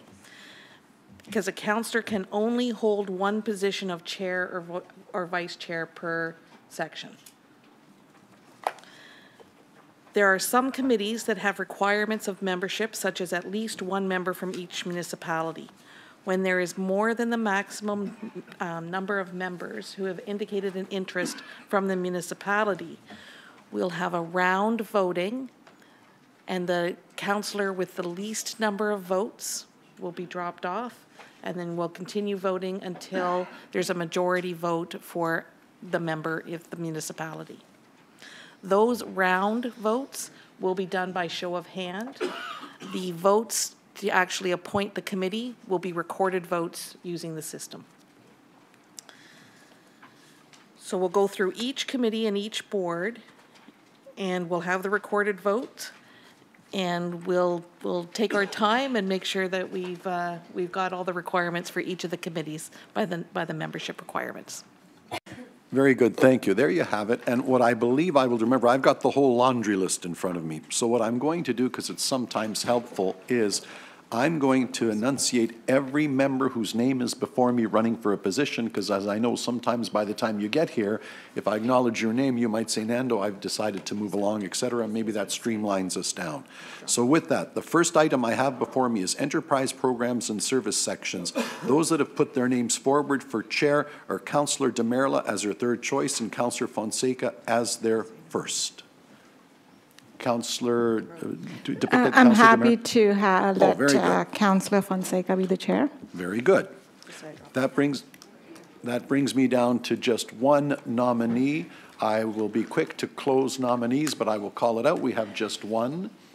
With that, Madam Clerk, do I need a vote? We'll do the vice chair at the same time. We will do the vice chair at the same time. So I think we've settled the issue of chair. I will now go to vice chair. The names interested read DeMerla, Councillor Deepica DeMerla, Joanna Downey, and Councillor Raz as well. Councillor Raz has it as her first choice, Downey as second, and Deepica as third. I'm happy to yield on that one as well. Thank you. That brings me down to the list of interested people as Councillors Downey and Raz. Councillor Downey, you're on the floor, please. Thank you. Through you, Chair, I'm happy to remove my name from that list. Wonderful. Thank you. So that leaves me with a list of just as chair, Councillor Chris Fonseca, and as vice chair, Councillor Raz. Madam Clerk, do I need a vote? We're voting on the system now. Okay, very good. Should be a simple vote. At one time. So you have your nominees for chair and vice chair, Councillors Fonseca and Councillors Raz. Would you please vote at this time? For the chairs and vice chairs of enterprise programs and services section. I'm up to 22. 2 more voters, please. And there we have it. That is carried unanimously. Congratulations. That brings us to the health section. For chair, the nominees that I have that have put their name forwards are Councillors DeMerla, Councillors Downey, and Councillors Grove. Councillor DeMerla as her second choice, Downey as third, Annette Groves as third as well. I have speakers, Councillor Groves. I'm happy to remove my name as chair. Thank you. My next speaker is Councillor DeMerla. Very good. With that, the last name that I have on my list is Councillor Joanna Downey. Councillor Fonseca, you have the floor. Thank you, Mr. Chair. I was just, maybe it's too soon, but I just wanted to remove my name from vice chair. Oh, very good. Thank you. I know, and that is helpful, in fact, because just looking ahead, that means I have one nominee for chair, Councillor Downey, and I have one nominee for vice chair, Councillor DeMerla. I believe that's how it's shaken down. With that, I will call for the vote at this time. Should be another easy one.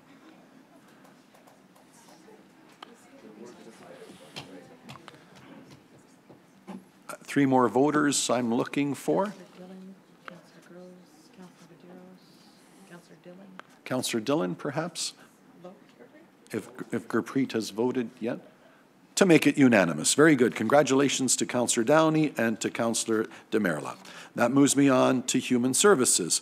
Again, another easy one that for chair, I have one nominee, Martin Medeiros, Councillor Medeiros, and for vice chair, I have two nominees, both of which had it as their first choice, Councillor Dillon and Councillor Downey. I will close the nomination. Councillor Downey's already a chair. Very good. So that's another one that's simple. For the reason the clerk's given, if you're already a chair, you cannot do two. So having removed Councillor Downey, my list for chair is Councillor Medeiros, vice chair Councillor Dillon. Another easy vote, if you could vote at this time.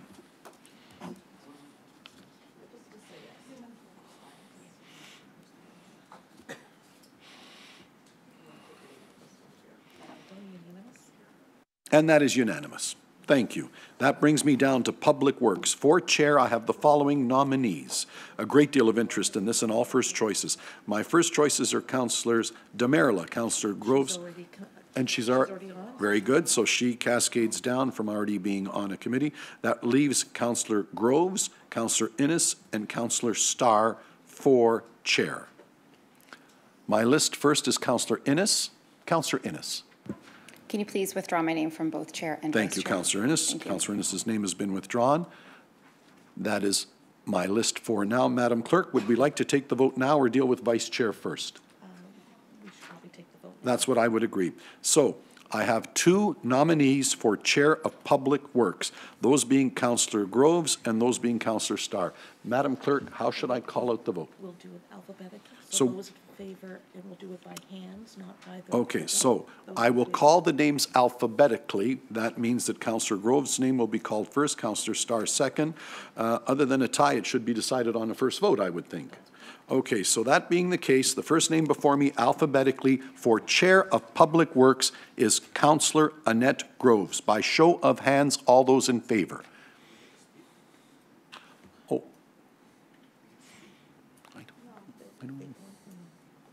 No, normally, no, I'm told. The protocol is not, but thank you. So clear show of hands, please, for the clerk, because she's got to see them.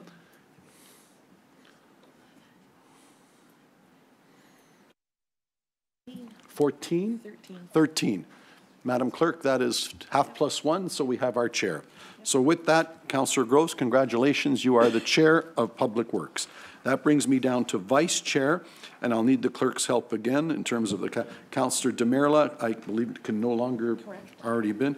Councillor Fortini still, and Councillor Groves, of course. And Councillor Innes withdrew. And Councillor Innes, did you also withdraw as vice chair? Thank you very much. So that brings me down to just two, although I see Councillor Paleschi on my list, he might make this easier for me. Councillor Paleschi. Buttons. I'd like to withdraw from vice Very chair. good. Thank you very much, Councillor Paleschi. That means, with just one name on the list, Councillor Fortini, congratulations as vice chair of, oh, sorry. Oh, Councillor, I don't see a name on the list. I apologize. Ron? Can I nominate myself? Or I would hope a friend might nominate you. But Hi, I'd like to nominate Ron. Okay. Councillor Dasco has moved. Councillors, Madam Clerk, though not originally on the list, I believe that's appropriate that we can take absolutely. So, Ron. So the list that I now have is Councillor Fortini and Councillor Starr. Are there any other nominations from the floor for Vice Chair of Public Works? Seeing none, I consider the nominations closed. Following the same procedure, I will call out alphabetically the two names. The first name that I have alphabetically for Vice Chair of Public Works is Councillor Fortini. By show of hands, please, who is voting for Councillor Fortini? Get them up so that the clerk can see them. Let me just recount.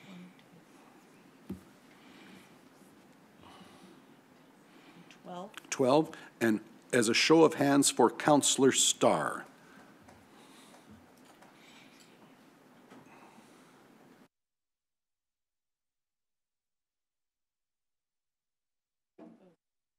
Did some 12 would make sense if everyone voted.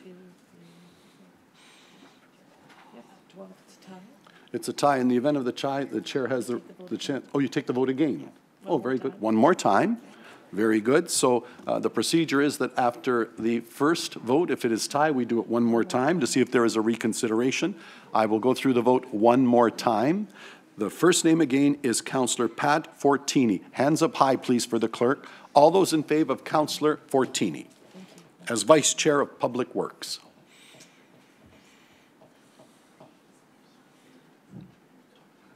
That's 13. That is 13. Councillor Fortini is Vice Chair of Public Works. That means Councillor Groves is Chair and Councillor Fortini is Vice Chair. You have that motion now before you. So if I can have you vote by button this time to make that official.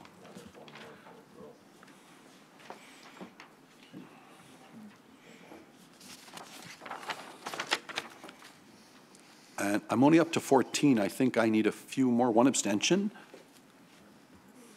We're still voting to make that official. We're getting there.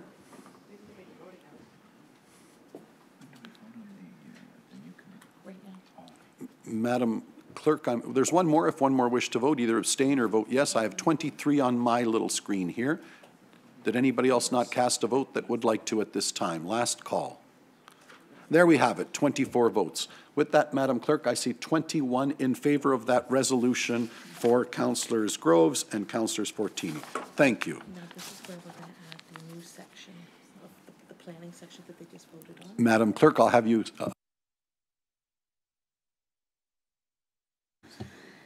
Based on the motion earlier where you decided to add another section to the agenda, we'll appoint the section chair and vice chair for the planning section at this time. Very good. My list of speakers for nominees, Councillor Thompson.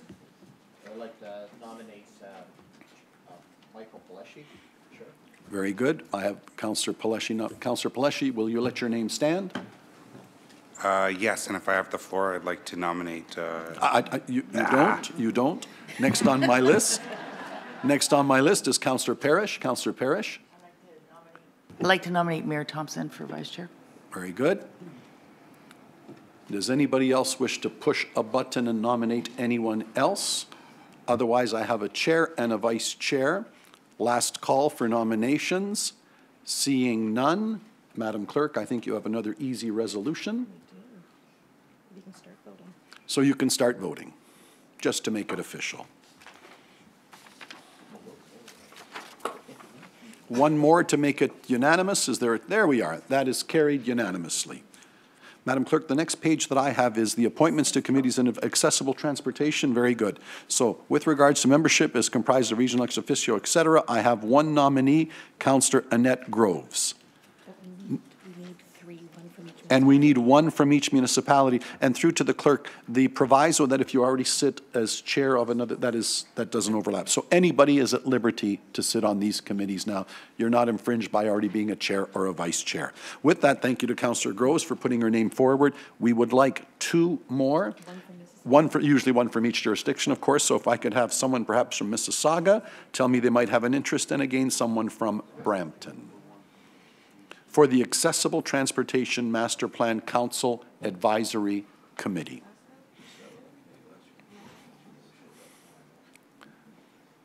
Councillor Kovac, I see your name on the list. You have the floor.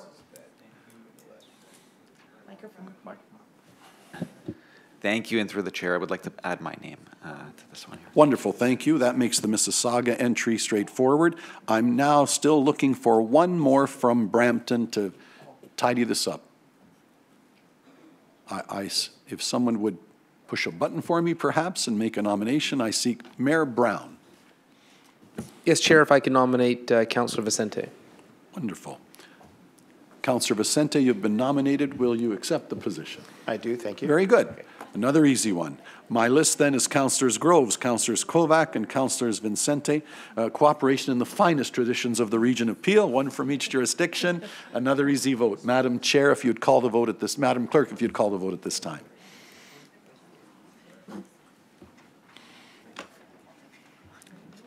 We're up to 15. Another handful if you could vote, please.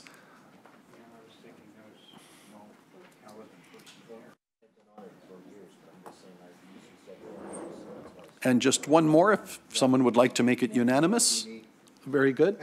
Alan, and there it is. And that is carried unanimously. Thank you. Brings me down to Audit and Risk Committee. Madam Clerk, number of people that we need and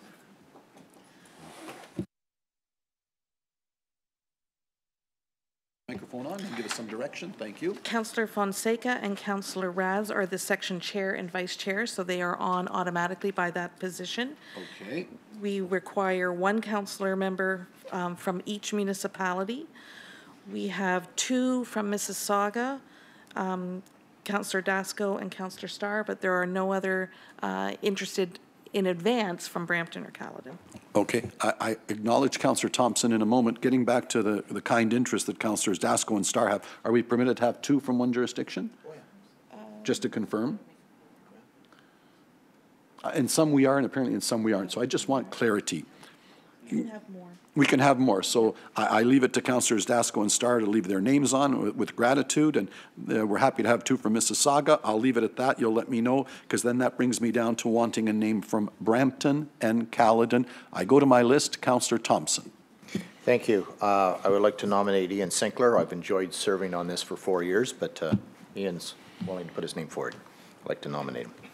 Councillor Sinclair, will you let your name stand? Yes, thank you. Thank you very much. That's the easy one. I'm down to Brampton. If anyone would like to push the button and give me a name, Mayor Brown. Chair, if I can nominate Councillor Santos. Wonderful. Councillor Santos, you have the floor. Would you be interested in serving? Excited to do so. Wonderful. Another one that we've sorted out. So, Madam Clerk, if you can remind me, we have Councillors Fonseca and Councillors Raz, who already sat. From Mississauga, Councillors Dasco and Starr. From Caledon, Councillor Sinclair. And from Brampton, Councillor Santos. Very good. There's the motion before you, if you would vote at this time. And almost there. One more. And there it is. That is unanimous. Thank you. 3 on my list. Community Water Fluoridation Committee. Madam.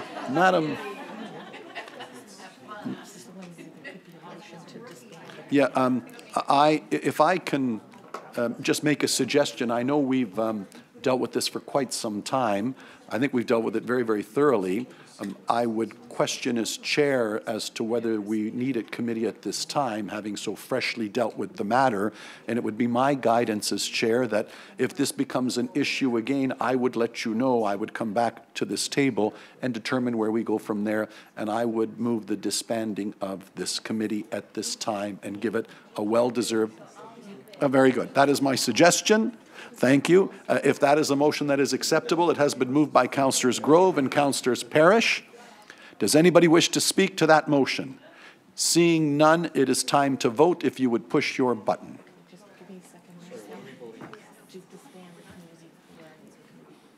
And I mean that sincerely. If it were to come back and they can come to the podium and let new developments, etc., we deal with that over the next 4 years, and we'd be happy to hear and see where we go from there as a council. But I do think this is the wise course because so much effort has been invested on it. I'm going to single out Councillor Parrish for all that she's done. With that, we've already gotten way ahead of myself. There's 22 that have voted, 1 abstention. If there's one more that would like to round out my list.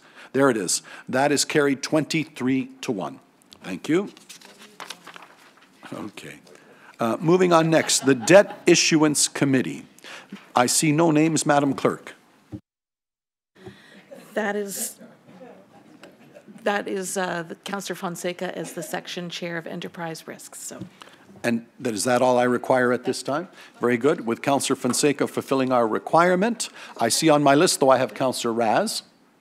Thank you. Sorry to interject, Mr. Chair. It does say that the chair and vice chair of enterprise programs services, but there's only the chair, section chair listed. Madam Clerk? It's just the chair, sorry. Okay. Yeah. So that will be revised? Correct. Thank you. Yeah.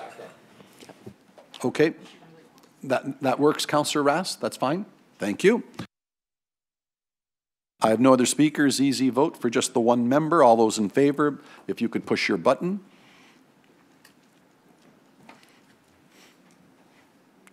And 24. That is carried unanimously. Thank you. Next, Emergency Management Program Committee. We have quite a list that are interested. Madam Clerk. There is no limit on the number of members for this committee. Very good. Then my only other observation is I see a lot of M's and C's as in Mississauga and Caledon, but I do not see a B for Brampton. And under these circumstances, I think I turn to Mayor Brown. who hasn't pressed his button yet, but we have several from... Mayor Brown, might you have a nominee from Brampton from the Emergency Management Program? I'm seeing a lot of shaking heads and people avoiding looking at me. So I'm looking for an...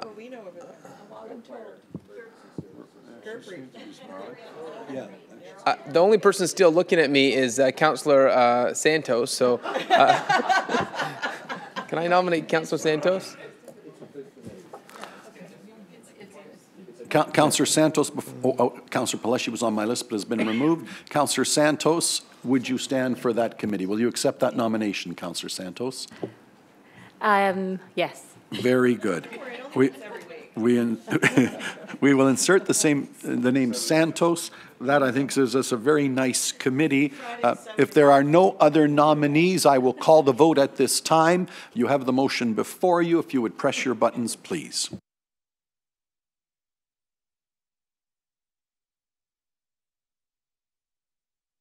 One more to make it unanimous, perhaps? One more voter, please. There we are. And that is carried unanimously. Government Relations Committee. I see the 3 mayors are listed. Madam Clerk, you're going to give us the rundown on this one as well, please. The current terms of reference says the 3 mayors and 6 councillors. So that being the case, the option would be to change the terms of reference to say more members could be on, or to eliminate 5 on the list. So what I will do first is go to my list to see if there are any who would be wishing to stand down. Mayor Thompson. Not to stand down, I move a motion we accept who's there because this is an important one, especially for governance, or not governance, but representing our municipality. And if we've got that many champions, that's awesome. I agree entirely. Mayor Crombie. Oh, sorry, it jumped again. My apologies. Councillor Medeiros, you were first. Councillor Medeiros. Thank you, Chair. I'd like to remove my name, please. Thank you. I have struck that. Mayor Crombie is next on my list. I have no issue with everyone serving on the committee. However, my concern is over quorum. If we have so many people on the committee, how many do we need for quorum, and do we fail if they don't attend the meeting? Quorum would be set by 50% plus 1 of the total membership. 9, 10, 11, 12. So there's 13 of us, so we'd need 7. Make sure 7 attend every time. It's a big number. Yeah, Madam Mayor, your point is well made. I call it be careful when you increase the denominator because it causes other concerns. So, point made. I will carry on with my list. It is Councillors Dillon, Santos, and Mahoney. Councillor Dillon. I can remove my name from this committee. Thank you. Councillor Dillon has had his name struck. Councillor Santos. I will remove my name from this committee, but I do want council to be aware that as the region of Peel, it's important to have diverse representation at that table for government relations. As at all tables, yes. As at all tables. Thank you. So Councillor Santos has removed her name. My list goes on. Councillor Mahoney. Thank you, Mr. Chair. I'd be happy to remove my name as well. Okay, thank you. And if that exhausts my list, what I am left with is the 3 mayors and one more is Mayor Brown again. Mayor Brown. Given the sentiments of Councillor Santos's comment, I'd like to renominate her to be on this committee. Yeah, and I think that is wise as well. Councillor Dillon, you will let your name stand. Thank you. That brings my list to Councillors Dasco, Dillon, Downey, Groves, Innes, Paleshi, Raz, and Vicente, in addition to the 3 mayors. Oh, I struck Councillor Santos's. But Mayor Brown just... They renominated her. My apologies. So I include that to my list. Thank you. I hope that's clear. You have the motion before you. All those in favor by way of pushing your button. So by pushing your buttons, that was the vote to change the... Correct. Just to be clear, we did 2 things. Then we changed the composition and the structure, and we appointed those names. As long as that's clear, and I've done that 24-0, just to be sure everybody's clear. Thank you, Madam Clerk. Brings me to item 7, Greater Toronto Airport Authority Liaison Committee. Which we don't need anymore because we passed the other committee. And the clerk advises me which we do not need anymore because we passed the other committee. the Council Policies and Procedures Committee earlier. That was formed, and one of the duties of that committee will be to do the appointments to other boards. Yes, very good. Everybody is clear on that? Very good. That brings me to item 8, Growth Management Committee. Madam Clerk? I believe that we dealt with that Yes. by adding it to a section of the all of council. Yes. So we don't need to appoint that Exactly. committee. So that has been dealt with as well. Were we going to deal with a chair and vice chair at this time? It's done already. Sorry, that's correct. We did that as well at the same time. So item 8 is done. Takes me to item 9, Health System Integration Committee. Madam Clerk. There is no limit on the number of candidates for this committee. Very good. And so I thank Councillors Downey, Fonseca, Gross, Parrish, and Sato. But again, I'm missing a B, and it would be nice to have one more representative from Brampton, Mayor Brown.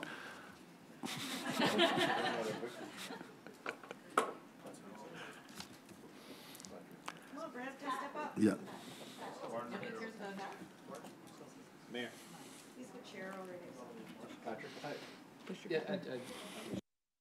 Chair, if I could nominate Councillor Vicente. Very good. Councillor Vicente, will you let your name stand?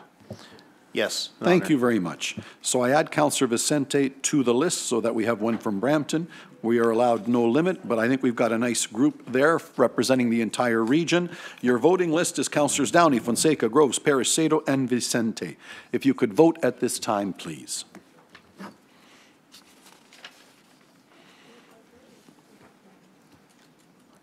Four more if you could to make it unanimous, please.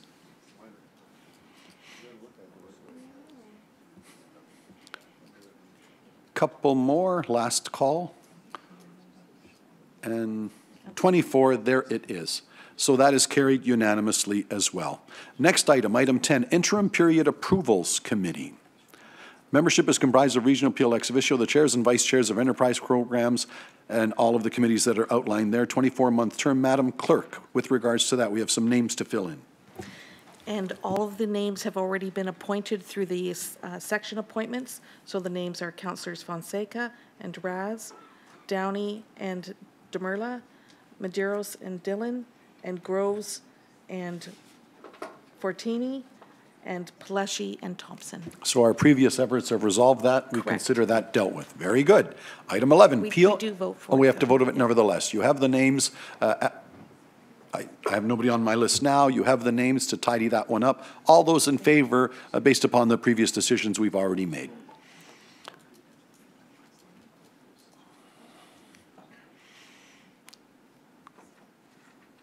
I need 5 more of you if you could.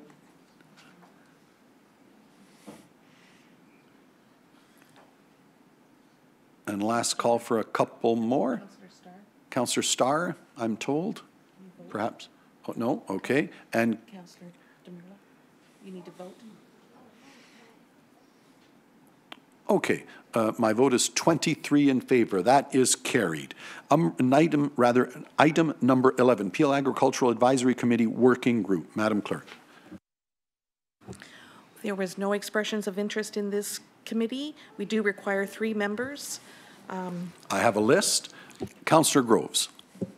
Thank you. I'd like to nominate Councillor Innes.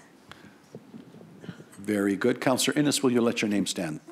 Yes. Thank you. My list of speakers continues on. Councillor Peleshi. This is going to be sad, but I'd like to nominate myself. Very good.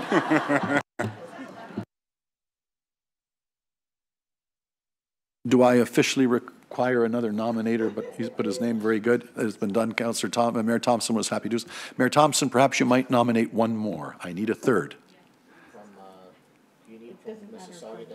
Madam Mayor in Mississauga, do you have someone from Mississauga, perhaps? Or is it more appropriate from some? You should have from all 3 watersheds. Okay. Watershed. Who's got water? Who's got water? Perhaps Councillor Dasco. I think Dasco. There we are. Councillor Dasco. I've got water. Very good. There's our water guy. Thank God someone's got water. Okay. All right. With that, Madam Clerk, I have the 3 that are required. Seeing no other movers, I will take that vote at this time.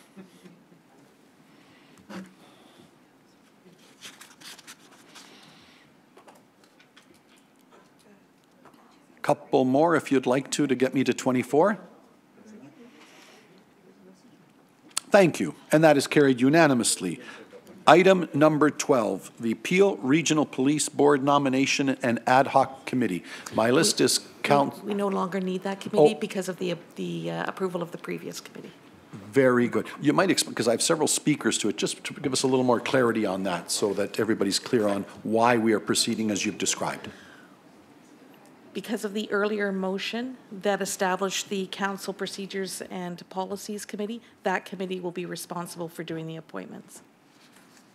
And we're going to get to the appointments onto that committee in due course. Very good. Everybody clear on that? And that'll come back to strike the committee that makes those decisions that are still pending. Based upon the direction just previous of the last, just recently to say this is the best way to streamline our affairs. Very good. That brings me to item 13, Region of Peel Accessibility Advisory Committee. So far I have only Matt Mahoney. Thank you. Thank you, Matt. Councillor Groves, you're on my list. To put myself on Wonderful. there. Thank you. And that brings us to two, the Caledon representative, Matt standing up for Mississauga, and from Brampton, I need a name. Mayor Brown. Push your microphone. Chair, if I could... Yes, Mayor Brown. If I could nominate Councillor Fortini? Councillor Fortini, will you let your name stand? Yes, I do. Thank you. Very good. And that gives me a nice threesome again from all of the three jurisdictions. Councillor Sinclair, I see you on my list. Yes, may I nominate myself? Absolutely. Thank you. Madam Clerk, we're permitted to have 4. We are. Very good. Excellent, Ian. Thank you. That brings us to an additional representative from Caledon for a complement of 4. Seeing no one else on my list, I will call that vote at this time. If you could push your buttons, please.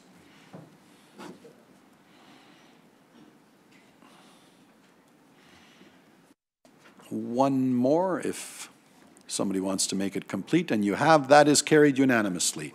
Item 14, ROPA 30 Appeals Oversight Committee. Madam Clerk. This committee requires 3 councillors. Very good. And my list at the present time are Councillors Groves, Innes, Paleshi, Thompson. Councillor Parrish, perhaps you can give me some clarity on your stand at this time regarding this committee. Councillor Parrish. What are we on? I have on my list Councillor Parrish. Got further information to the clerk, Councillor. The comment I would make was when that committee was formed last time, there was a stipulation that it was one from each municipality, and it was also a stipulation that it was one who had voted for option 6, which is the challenge that's being faced. So it seemed at the time kind of foolish to put people on that committee that were party to challenging the decision. So I missed that. I will put my name back on that for Mississauga. And I think you have to look carefully at who else is on there. Because we're going to be talking strategy, and it's really difficult to talk strategy with a huge, I guess it's called an LPAT case now, but it's an OMB case. Yeah. With people who are a party to the opposite. Yeah. Understood. So, Councillor Parrish, for my immediate purposes, your name should be back on the list as an interested party. Yes, I just missed it. I would have been on there. And I make note of what you said. I will go to my list. Having dealt with Councillor Parrish, my list is Crombie, Thompson, Innes. Mayor Crombie. I was going to say the same thing, was going to nominate Councillor Parrish, but she's put herself forward. It seems to me that the folks on this list that qualify is only Councillor Groves, because she voted in favor, and I'd like to nominate Councillor Medeiros to be the Brampton representative. Okay, well, first of all, Councillor Groves is already on my list. Right, but you have to limit it to people who voted for option 6. Was the criteria that... What I will do, Madam Mayor, you've made the point. I will carry on with my list, and then I will refer some clarity, or try to get some clarity from the clerk. My list is Mayor Thompson, Innes Groves. Mayor Thompson. Yes, I would like to remove my name from the list. Very good. So Mayor Thompson has removed his name from the list. Councillor Innes.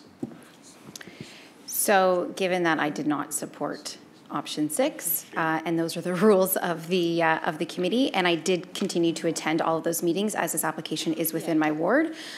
If that is the rule that applies, I'm looking to the clerk. If it is, I will remove. If it is not, as being the councillor who represents that area, then I would stay on. Councillor Innes, I think that's a very fair question to be put to the clerk because we need clarity on that. Madam Clerk. There is nothing in the resolution that restricts membership to those that voted in favor of ROPA 30. Then that being said, I will remain on as this is the area that I represent. All 6 options are within Ward 4. Thank you. Thank you, Councillor Innes. Councillor Groves.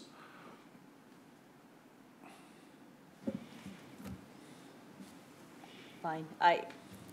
I too recall the conversation around the table that because of the appeal on ROPA 30, that what Councillor Parrish said, that was the discussion around here, but the clerk has said there wasn't anything, so I... And if I may, I was made aware of that as well, and the clerk and I discussed that early this morning along with the CAO, and I most assuredly clearly remember the conversation, but the clerk's one with the pencil and makes the notes, and I'm advised, and I will clarify again through the clerk, that was not in a resolution at the time, but perhaps through to the clerk as well to answer the point that you've made. Madam Clerk. It did not make it into the resolution that was voted on, so there is nothing in the resolution that formed the committee or in a previous resolution that suggested forming the committee that membership be restricted. I will carry on with my list. Further comments, questions, concerns? Councillor Medeiros. Oh, my apologies. Thank you, Chair, and I thank you for the nomination, Mayor Crombie. However, as that myself and Councillor Pelletier both voted in favor, or we also represent the municipality, I will bow out and support Councillor Pelletier on the committee. Thank you, Councillor Sinclair. I thought I heard a comment that the committee discusses strategy. Does this committee meet in camera constantly? Through the clerk? Yes, it typically does because it's based on legal advice from the lawyer that was hired by council. Very well, thank you. Thank you, Councillor Sinclair. Councillor Parrish. Well, if I could just walk us through what happened, and the reason the clerk doesn't have this. We had an original motion which I drafted, and it said there will be a committee made up of 3 councillors, all of whom voted for option 6 to select a lawyer. And we did that. Then the committee went on to be the liaison committee. Because it wasn't specifically worded in it, it was a given that it would be the same 3 people that chose the lawyer. Then the last motion also just renewed us. So that's why it's not specifically in there, but the intent was very clear. And if you want, I can reword this motion so that it reflects that. It's not, I have nothing against Jennifer. She came to all the meetings. She just didn't have a vote because we are making strategy decisions that then come to council, by the way. We don't make them in a vacuum. We're just there for updates so that we're not having an expensive lawyer come here frequently. So, and he is probably quite expensive. So I don't know if you want me to reword it, or Jennifer's more than welcome to continue coming to all the meetings. It's just, it's in camera and it's discussing millions of dollars worth of legal fees. Madam Clerk. Just as we did previously, if it's the will of council, you could make a motion to change the terms of reference at this point to do that. Then I'd be happy to do that. I'll depend on you to do the wording. So, thank you. Madam Clerk then, and Councillor Parrish as the mover I think I needed enunciated to be absolutely clear on what you have before the chair. So perhaps Madam Clerk. So the motion would be that membership is restricted to those who voted in favor of ROPA 30. Correct. And 1 from each municipality. One from each municipality, yeah. And am I taking that as a motion for a vote now, or is that the guidance we wish to carry forward as we accept names? What is the wish of the clerk and the committee? Do we require a vote at this time to reaffirm? We should vote on that at this time because we have more than a number of the committee members. Very good. For what it's worth, Councillor Parrish, I remembered exactly as you have described it, which is again why I pressed the clerk, but she's resolute and she's correct. It was never noted as such, but I recall it as well as it transpired. So here it is to try and bring a little more clarity. You have the motion before you and a seconder. Do I need to have a seconder for that motion? Mayor Crombie, you've heard the motion. All those in favor as it relates to who may sit on that committee, please vote at this time.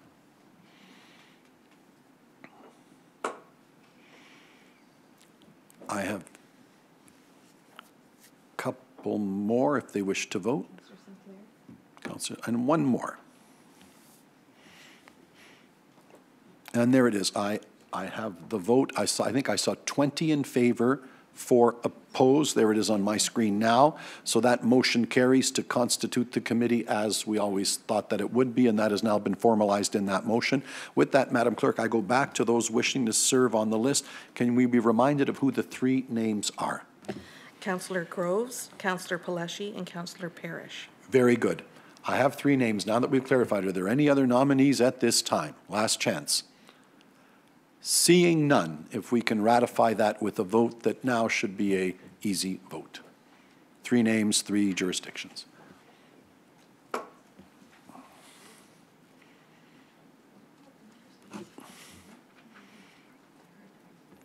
Three more, perhaps, if you'd like to.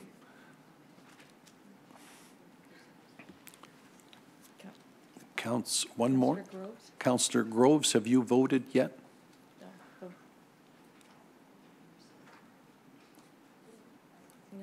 And there it is. And that carries 23-1. Thank you. Waste Management Strategic Advisory Committee. Require at least 1 councillor from every municipality, but we do not need a maximum. And again, a very healthy list and nice cross-section. So we already have the Public Works Chair and Vice Chair. My list, as you read it, is Dillon, Fortini, Groves, Innes, Kovac, Mahoney, Paleshi, Ras, Vicente. Madam Clerk.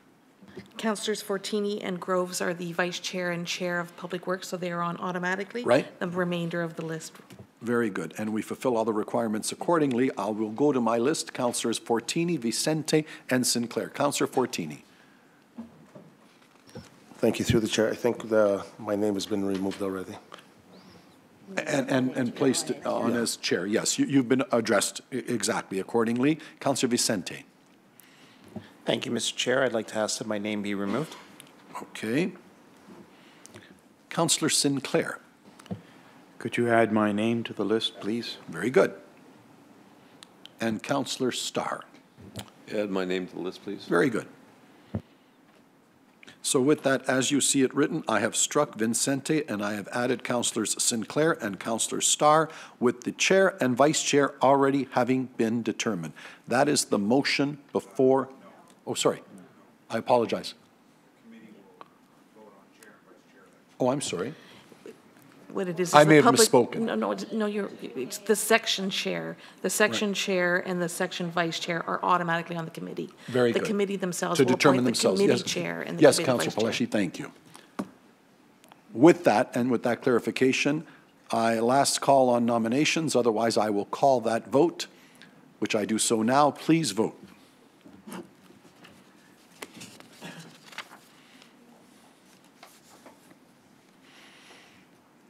One more. And that's good. That is carried unanimously.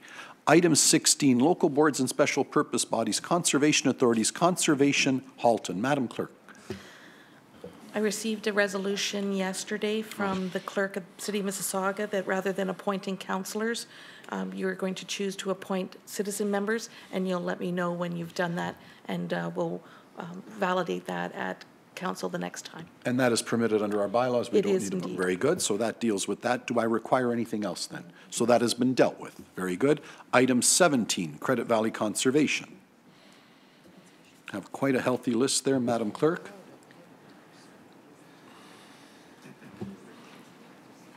I believe the Councillor Demerla, you've removed your name? Yeah. Very good. I will go to my list. My list of speakers are Councillor Santos. Thank you, Chair. I'd like to remove my name. Okay, thank you. Are there any other speakers on that resolution? Seeing none, I will call this vote at this time. Oh, sorry, Madam Clerk?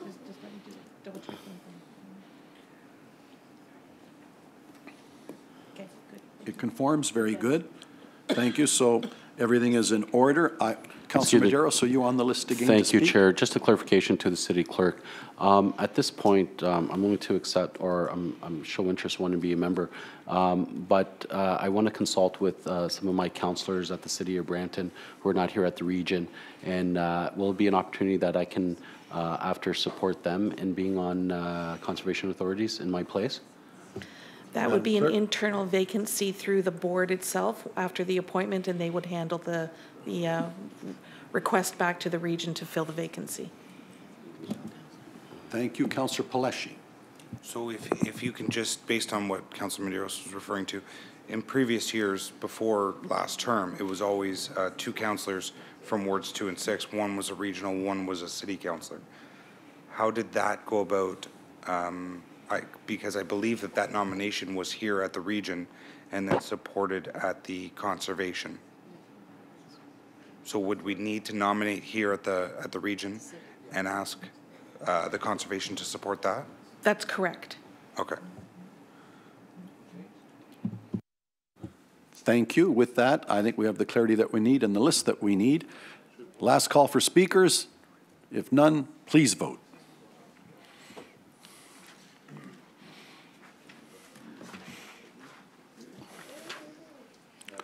One more.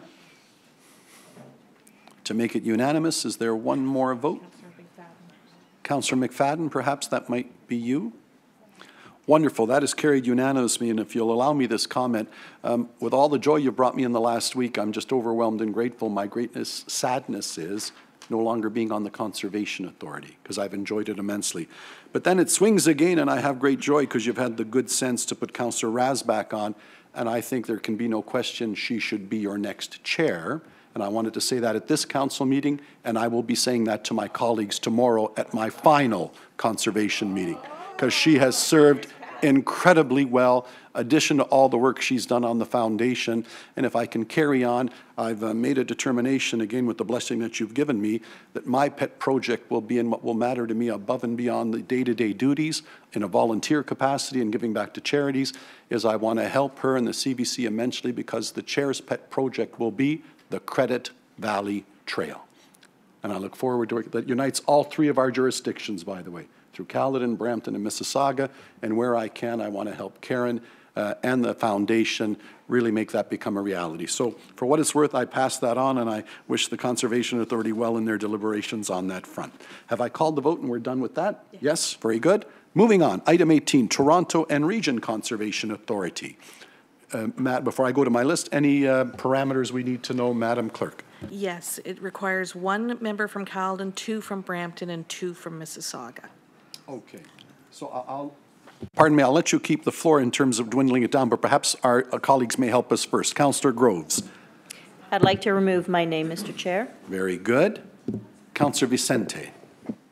Thank you, Mr. Chair. I'd like to remove my name. Thank you. Councillor Mahoney. I'd like to remove my name too, Mr. Chair. Thank you. And the clerk tells me we're home. So with that, last call for any nominations. If not, everything is in order. I will call the vote at this time. If you could push your buttons, please.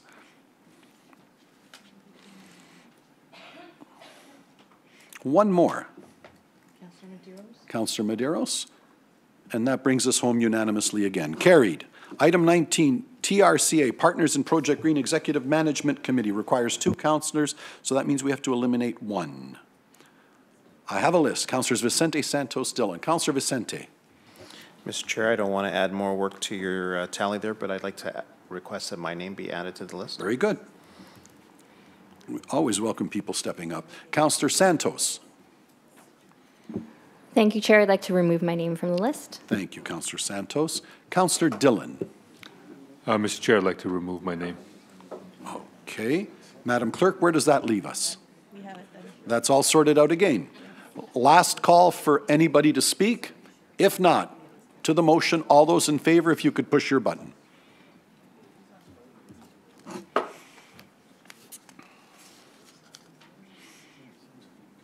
Two more. Councillor Fortini. Councillor Fortini, have you voted? Have you voted on that yet, Councillor Fortini?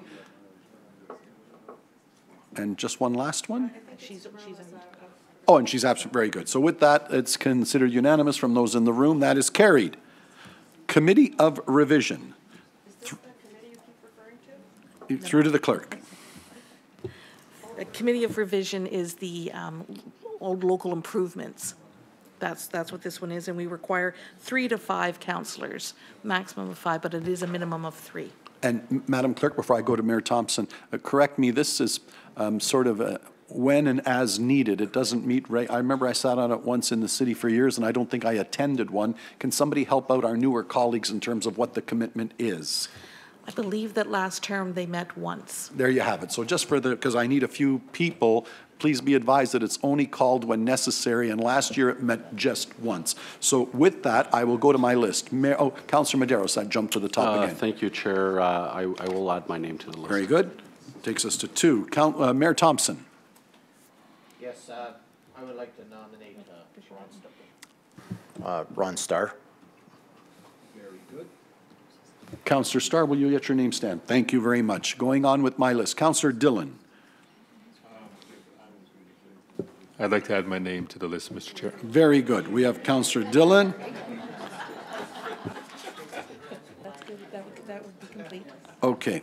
That brings us to 4. That would complete our requirements. I will provide a last call for any other nominees. Seeing none, my list is Fonseca, Medeiros, Starr, and Councillor Dillon. Please vote at this time.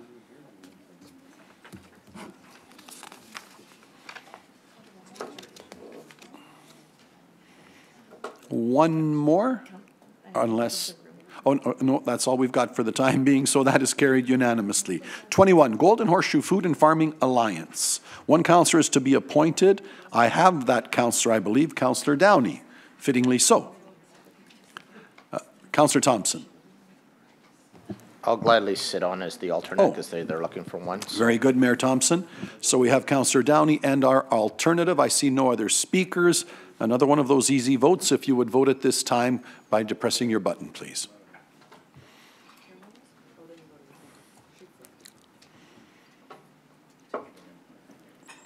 And that is carried. Item 22, the Greater Toronto Area Agricultural Action Committee. Madam Clerk, we do like a representative from Caledon, don't we, for the obvious reason?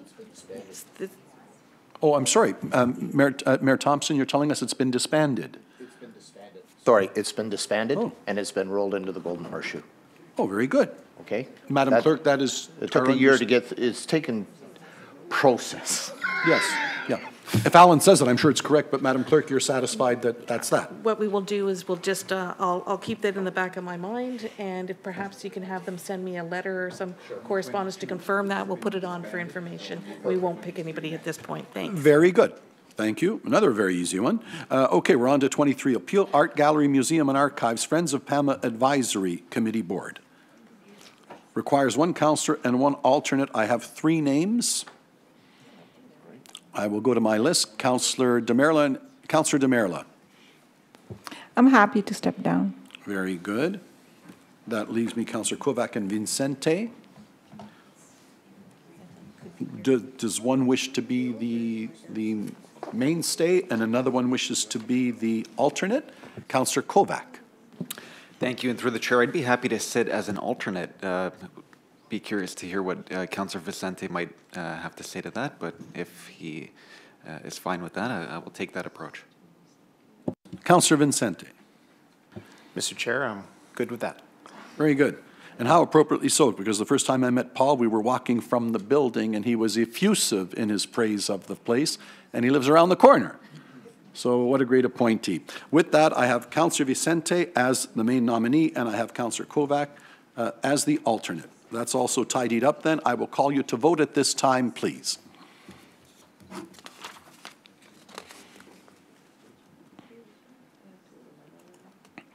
And I will call that carried. Item 24, Peel Goods Movement Task Force.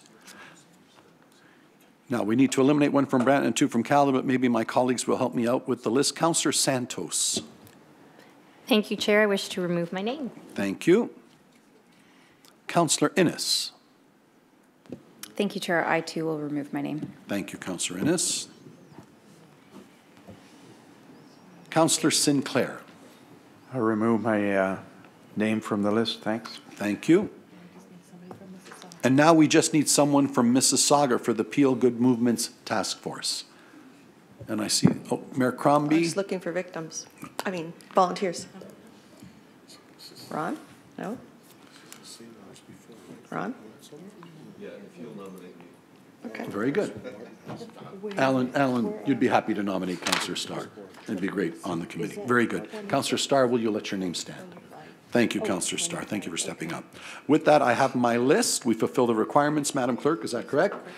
Councillor Innes, are you still on my list, or I just see the name, so I'll disregard. Thank you. Councillor Innes will push her button so the camera's not on her. So I've learned. Or turn the mic off, perhaps. Thank you, Councillor Innes. With that, I have the appropriate number of names before me. I will call the vote. All those in favor? As a recorded push your button vote, and that is carried. Takes me down to Peel Police Services Board. Requires the chair and 2 additional councillors. With thanks, I think the chair serves automatically, so that's 1. 2 additional councillors and or mayors, so some have to be eliminated. I have a list. Do I have any speakers to this motion for the Peel Police Services Board? Councillor Starr. Yeah, I don't, I'm on there.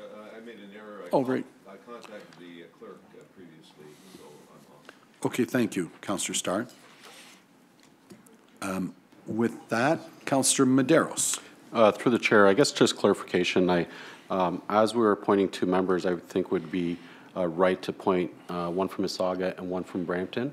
And with that respect, I believe there's a motion that can be put forward, and graciously the mayor of Brampton has agreed to share with me the membership on the Police Services Board, with him doing the first 2 years.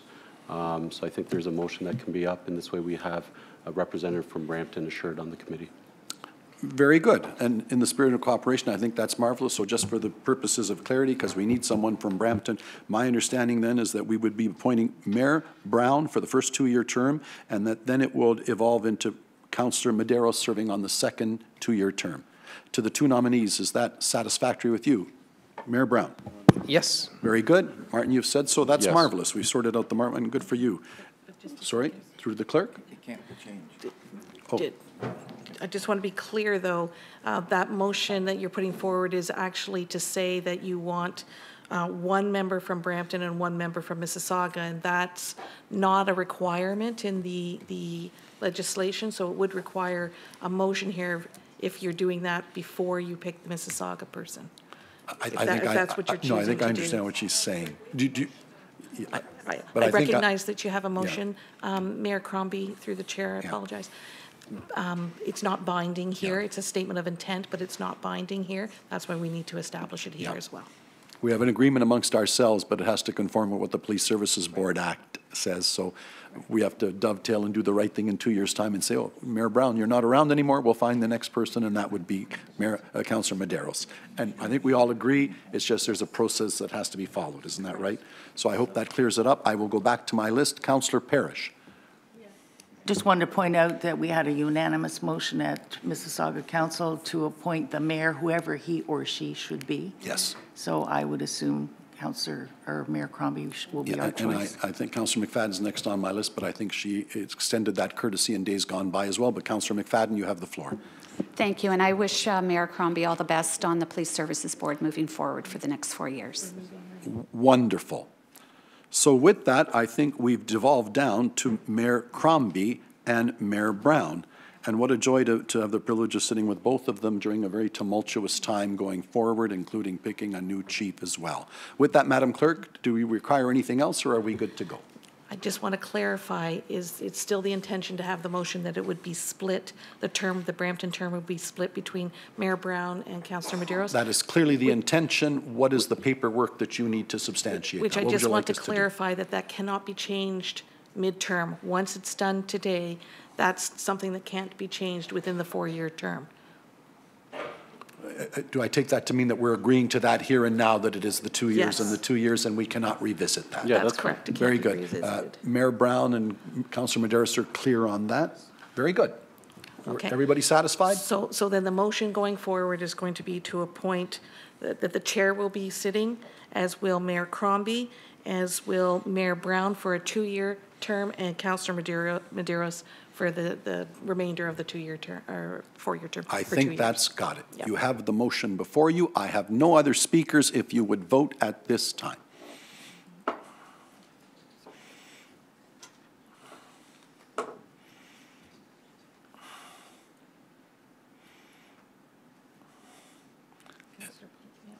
That is all, and that would be carried unanimously. And dare I say, as chair, very proud that when push comes to shove, how well this organization works together. And I think that bodes very well for the future. Thank you. Moving on, Peel Regional Police Internet Safety Committee. Madam Clerk. Historically, one member from each municipality has been appointed, although it's not a requirement of the terms of reference. To my list, I have a list of Vicente Palesci, Ennis Thompson, Council, and Raz. Oh, now it's, so I'll go to Vicente first. I had a list, now it's come back. Councilor Vicente, you're at the top of my list. Please proceed. Mr. Chair, I'd request to have my name removed. Thank you. Next on my list is Councilor Palesci. Thank you, Mr. Chair. I think further discussion needs to be had with this committee. I sat on it for the last 4 years with a couple other members of council, and it never really met. We begged and begged and begged for a meeting. We finally got one, and then that was it.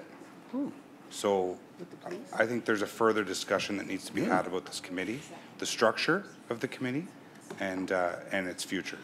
Okay, thank you. Thank you for that information. Councilor Innes. I was actually going to nominate Councillor Groves to sit on it representing Caledon. In that we still need someone from Caledon. Councillor Groves, will you let your name stand? Thank you very much. Moving on, carrying on with my list, Mayor Thompson. I was going to nominate Councillor Sinclair. Councillor Sinclair, do you still want to keep your name forward? Or? Well, if it's an open membership, no limit? The clerk advises me that it is not. Councillor Groves, just having heard what you, I think that solves that. So Councillor Groves, if you no longer wish to stand, it certainly is open now, Councillor Sinclair, and I will affix your name. I'll accept that. Thank you. Councillor Raz. Thank you, Mr. Chair, and I will remove my name from the list. Very good, and I think that gets us home again. Councillor Palesci. I'm going to throw a wrinkle in it and say I'm going to remove my name. And until the discussion happens about the committee, that's when I'll decide if I want to go on it again or not. Okay, I respect that. Councillor Downey. Thank you. Through you, Chair. Just further to Councillor Palesci's comments, at that point, we had asked repeatedly for a meeting, and I think maybe it's something that the Police Service Board can maybe take forward in terms of the department through Peel Police in which this committee sits. And what the impact is and what their terms are, because really we weren't meeting. And I think now more than ever, it's incredibly important to have this committee. But if we're not functional and there's no terms, then it becomes redundant. Yes, thank you. Councillor Thompson. Coming back to about this, if it's going to the Police Services Board about this, it's about the Safety Committee. We also need to look at the cyber, how they're holding municipalities hostage. And as much as we all think we're safe, we're not. And I think we need to be very diligent on that, because there's a lot of municipalities have had to pay, you know, hundreds of thousands of Bitcoin to get all their information back, because there's just no way out. So I think it's something that needs to be dealt with very seriously. Agreed. Councillor Santos. Thank you, Chair. I just want to point out that Ryerson University is establishing the National Center for Cybersecurity in Brampton. So it would be it's a very timely topic. It would be good to have a representative from Brampton there, and it is, to Mayor Thompson's point, an important issue for all municipalities. Agreed. Councillor Palesci, thank you very much for making the point. It's uppermost on my agenda now as it relates to this committee. My suggestion might be, why don't we constitute the committee here and now just to get our business done? And then I can assure you, along with Mayors Brown and Mayors Crombie, that that'll be a first item agenda item, if you will, at the police saying, we've run into a little conflict that we've got some friends that want to serve, and they've had a problem trying to work with you, and can we have a discussion about that? So with that, Michael, I think you're telling me you'd be willing to serve and let us have a go at it and see where we go with that. And that serves our purposes for today, and we have a message for tomorrow. So Michael, will you let your name stand, please? Thank you very much, but I really appreciate your bringing it to our attention along with Councillor Downey. Madam Clerk, does that fulfill our requirements? It does. That gives me a motion that I will put at this time. If you would push your buttons accordingly, please.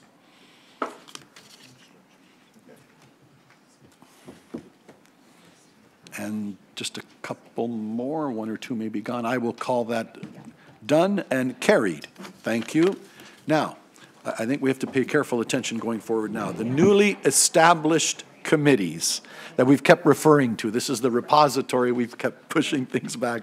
Madam Clerk, newly established committees, Regional Council Policies and Procedure Committee. Madam Clerk.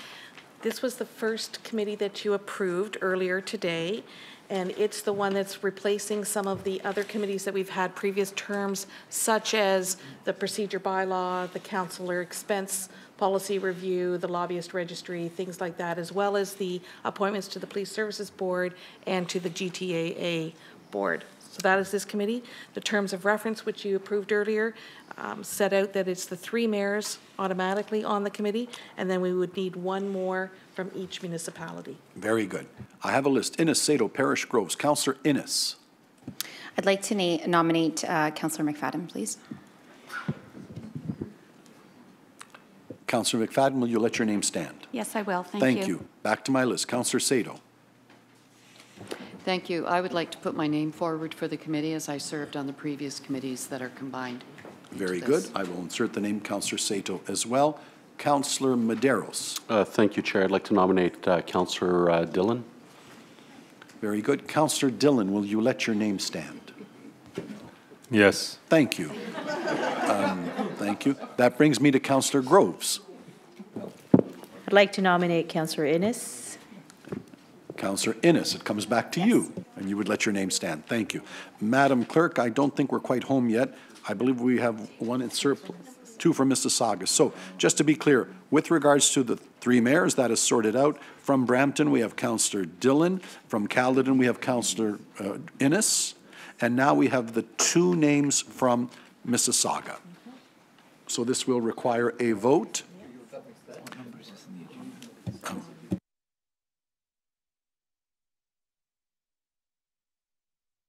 Point of clarification. Yes, very good. I needed to step out for a moment. Oh, okay. So what is the committee I've just been assigned? Very good. We are dealing with the Regional Council Policies and Procedure Committee, the one that we kept saying, Bonnie, we had to push to the end because it does so much. We are satisfied with the 3 mayors. We have 2 area representatives. We are down to Mississauga. Wasn't Councillor McFadden the first one nominated? Yes, I believe. And it's an alphabet. Oh, okay, sorry. And so at the present time, Madam Mayor, Mayor Crombie, we have 2 names on behalf of Mississauga, Councillor McFadden, Councillor Sato. We can only have 1 appointee. Did you wish to speak to the matter? No. So with that, my list is clear. There are no other speakers to the motion, which is simply the vote. No other nominees. With that, Madam Clerk, you've advised me to take it alphabetically. So the first nominee that I have for the Peel Regional Police Policies and Procedure Committee for Mississauga is Councillor McFadden. Show of hands, please, for the clerk. All those in favor of Councillor McFadden, hands, please.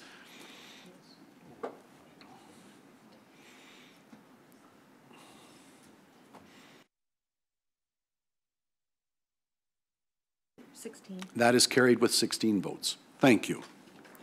Moving on, Police Paid Duty Community Events Committee. Madam Clerk. Which we no longer need because of the motion that Councillor Parrish put forward that was passed. Thank We're all clear on that? Yes, thank you. Number 3, the Diversity, Equity / Fairness and Anti-Racism Committee. This is the committee that was approved earlier. Yes. And requires 6 councillors, 2 from Brampton, 1 from Caledon, and 3 from Mississauga. And we're just taking names for the first time, so I'm going to look to my list for nominees and those that are stepping up. The first name on my list is Councillor Fonseca. Thank you, Mr. Chair. I'd like to nominate Councillor Downey. Councillor Downey, will you let your name stand? Yes, thank you. Thank you very much. Next on my list, Councillor Santos. I'd like to nominate Councillor Dillon. Councillor Dillon, will you let your name stand? Thank you. Mayor Thompson. To nominate Councillor Sato. Councillor Sato, will you let your name stand? For our Diversity, Equity, Fairness, and Anti-Racism Committee? No. Thank you, Madam. Councillor Sato, thank you. Back to my list. Councillor Fortini. Thank you. Through the chair, I'd like to nominate Councillor Santos, please. Councillor Santos. Councillor Santos, you've been nominated. Will you let your name stand? Thank you. I will. Madam Clerk, I have no other names. Why don't you tell me what the running total is? We have Councillors Dillon and Santos for Brampton, Councillor Downey for Caledon, and we require 3 councillors Very from good. Mississauga. So we've got some work to do in more ways than one on diversity, equity, fairness, and anti-racism. Do I have some names, please, from Mississauga? I require 3. Councillor Mahoney. Thank you, Mr. Chair. I'd like to put Councillor McFadden forward. Councillor McFadden, will you let your name stand? Yes, I will. Thank you. Very good. Looking for more names from Mississauga. Mayor Thompson. Councillor Carlson. Very good. Councillor Carlson, I think he's a great choice. Councillor Carlson. Thank you very much. Okay. You will let your name stand in your own droll way. George, thank you very much. Councillor Carlson, which brings me down to just one more from Mississauga, if I could have a nominee or someone to step forward. I do think Councillor DeMerla would be outstanding on such a committee for a whole host of reasons. I'll go to my list. Councillors Paleshi and Kovacs. Councillor Paleshi.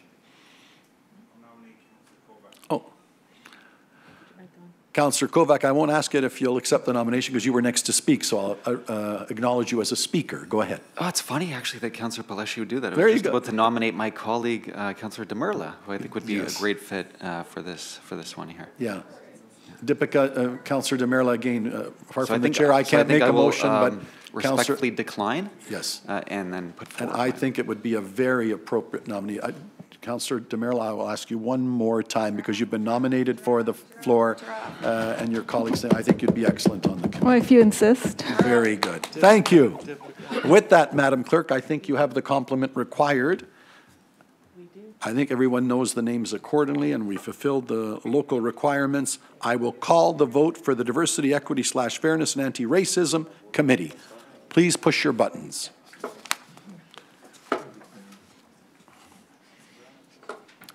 And that brings us home. That's carried. Thank you. Coming to the next one, Planning Advisory Committee is not appointed today, and we dealt with it according. And Madam Clerk, you're going to remind us again exactly what we did so that everybody's clear. The council, as part of the section of planning, will be appointing the citizen members to Very that good. advisory committee. Thank you. Moving on, Strategic Housing and Homelessness Committee. The chair and the vice chair of Homeless Services will be appointed. We need one counselor from each municipality, and we need one member from Planning and Growth Management Committee. I need a full complement. So, my list, Councillor Groves. I'm putting myself on there. Very good. Thank you. Moving on, I have no one on my list. Madam Clerk. Because all of council is on the Growth Management Committee now, anyone else from council, so you can have one from Brampton, one from Caledon, one from Mississauga, and another. Okay. So as we speak, I still need a few more. We still need someone from Brampton, someone from Mississauga, and a third. Okay. For the Strategic Housing and Homelessness Committee. So Mississauga, Brampton, I need someone to step up. Madam Mayor. I'd like to nominate Councillor Parrish. Very good. Seems like a natural. Yeah, I think so. For all she's done on the file. Madam Councillor Parrish, will you let your name stand? Of course. Thank you. From Brampton, someone on the Strategic Housing and Homelessness Committee. Councillor Santos. I'd like to nominate Paul Vicente, Councillor Vicente. Very good. Councillor Vicente, will you let your name stand? I will, thank you. Wonderful. Madam Clerk, I require just one from whichever jurisdiction. So, for anyone with an interest in strategic housing and homelessness, any member of council may sit, and I require one more. Perhaps someone might nominate someone that you feel is appropriate. Mayor Crombie. Oh, sorry, I heard. Yes, I would like to I thought I may nominate. have heard a taker. Got a taker? Councillor Carlson is very interested. Oh, sorry, I Yep. apologize, George. If you could Swap him out of DIAC. diversity. Oh. He'll sit on this. Any other takers for understand. diversity to swap with Councillor Carlson? Okay. George, I'm going to give you the floor, and why don't you enunciate fully for everybody and tell them exactly what you're proposing that might work. Well, if someone would be so kind to take my exalted position on the Diversity Committee, I would be glad to take over the hard-working Committee on Homelessness, because it's more up my alley, to be honest with you. Without question, George. So here's what I'm going to do to keep, I'm going to consider that my full complement. I'm going to come back to DIAC. I'll reopen that.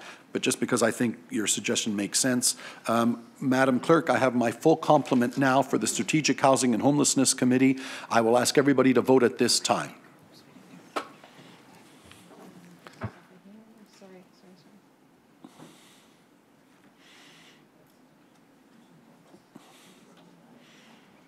And we're just about home. With that, I consider the vote carried. Having said that, thank you, Councillor Carlson. What that means, we have to revisit the DIAC committee because now we are wanting for one more member. Madam Clerk, am I right to assume that has to be someone from Mississauga to replace Councillor Carlson, or did no such restriction? That is correct. That is correct. Councillor Demerla. I was wondering if I could nominate Councillor Sato, because I think she made some very interesting points on the fairness issue versus equity, but I see no, and I respect that. Okay. Yeah. Thank you. Any other nominees from Mississauga?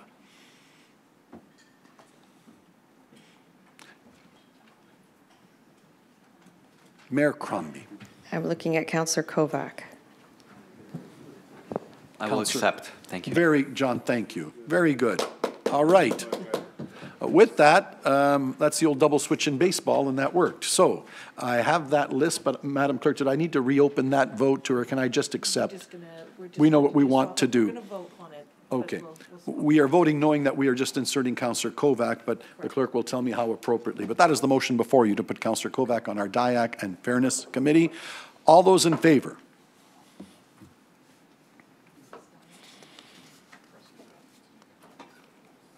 That is carried. Thank you.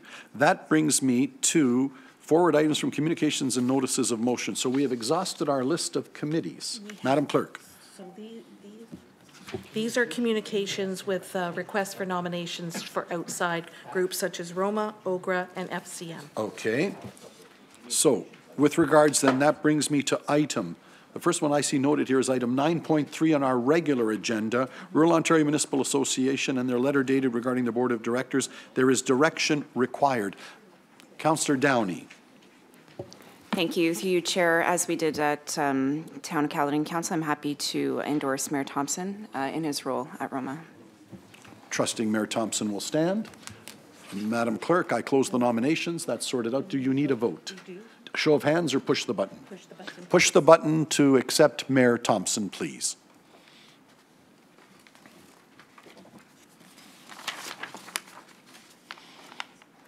And that is carried unanimously. That brings me to item 9.7, OGRA. And it says here, not required unless a councillor asks to have a resolution of support. Council resolutions is not mandatory on this one. So with regards to item 9.7, I require direction. Madam Clerk, what am I looking for? Interested people to sit on OGRA. How many do we need? Just one. Just one. Mayor Thompson. You know, this is one that's really important, especially with everything going through with infrastructure. I really encourage to get somebody on that. Councillor Downey? Councillor Downey will put her name forward. Very good. It's good. Councillor Downey, you'll let your name stand. I consider the nominations closed.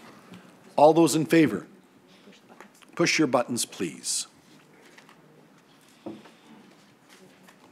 And that is carried unanimously, which brings me down to the FCM request for a resolution of endorsement from Councillor Fonseca. That is item 11.1 under other business. What is it exactly that we require? Councillor Fonseca, would you like to speak to it? Thank you very much, Mr. Chair. Yes, I've put my name forward to serve as the Peel representative on FCM. I did serve the last 4 years, proudly for the region of Peel, and I'm putting my name forward. Proudly and with distinction, and I think that's wonderful. I consider the nominations closed. I will call the vote at this time. Push your button. Oh, I'm sorry, Councillor Dillon. Sorry. For the nomination for the representation from Peel Region for the FCM. Yes. Is that still open? Yes, I moved rather quickly. I consider it open if you'd like to make a motion. I'd like to put my name forward for that. Very good. So my nominees at the present time are Councillor Fonseca and Councillor Dillon. Does anybody else wish to step forward or nominate anyone? I have no one on my list. Last call. Seeing no one, I consider the nominations closed. I go through the normal procedure. I will call out the two names alphabetically. It is time to vote by way of show of hands for our representative on FCM. The first representative I have whose name comes first is Councillor Dillon. All in favor of Councillor Dillon for FCM?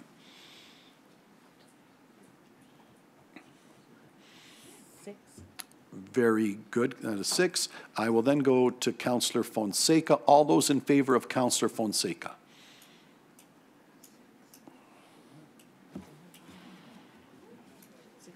$16. That is carried by a vote of 16 to 6. Thank you very much. Madam Clerk? We'll do the endorse it through the... Oh, and you need the bylaw itself, which encapsulates all of the above, and you have to push a button for that. So to reaffirm everything we've just done by way of bylaw, you have to push the button this time. All those in favor of that resolution? 17, just a handful more.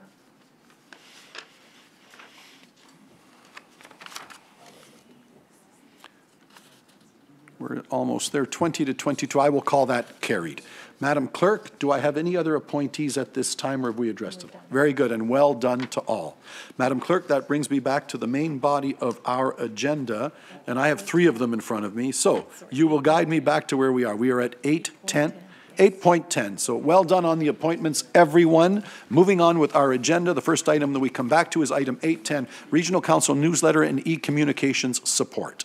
I have a list. Councillor Sato and Ras. Councillor Sato. Thank you, Mr. Chairman. I'm not supporting the staff recommendation. I think we each, as members of council, have our own identity and our own visual identity. Excuse me. And I, for one, would not be putting out a newsletter using the region's template. It's not the way I would do a newsletter. It's not the way I've ever done a newsletter. It's not efficient. And I would ask that if council agrees with the template, that those of us that do not wish to use it, that we would be allowed to do our own, have it written, printed, etc., and then submit the bill to the region, because other members of council are having their newsletter paid for, and we should all be treated fairly. Thank you. On that motion, if you will, and that is a motion or direction, councillors. I'll come back. Let's see the conversation, but I will make it work. Yeah, Councillor Ras. Thank you very much, Mr. Chair, and I would echo Councillor Sato's comments. I have a certain look and feel for my newsletters, that there's an expectation when my residents get it. So I just want to make sure that within this report, if we so choose to have a different template, that we can use what we've used in the past.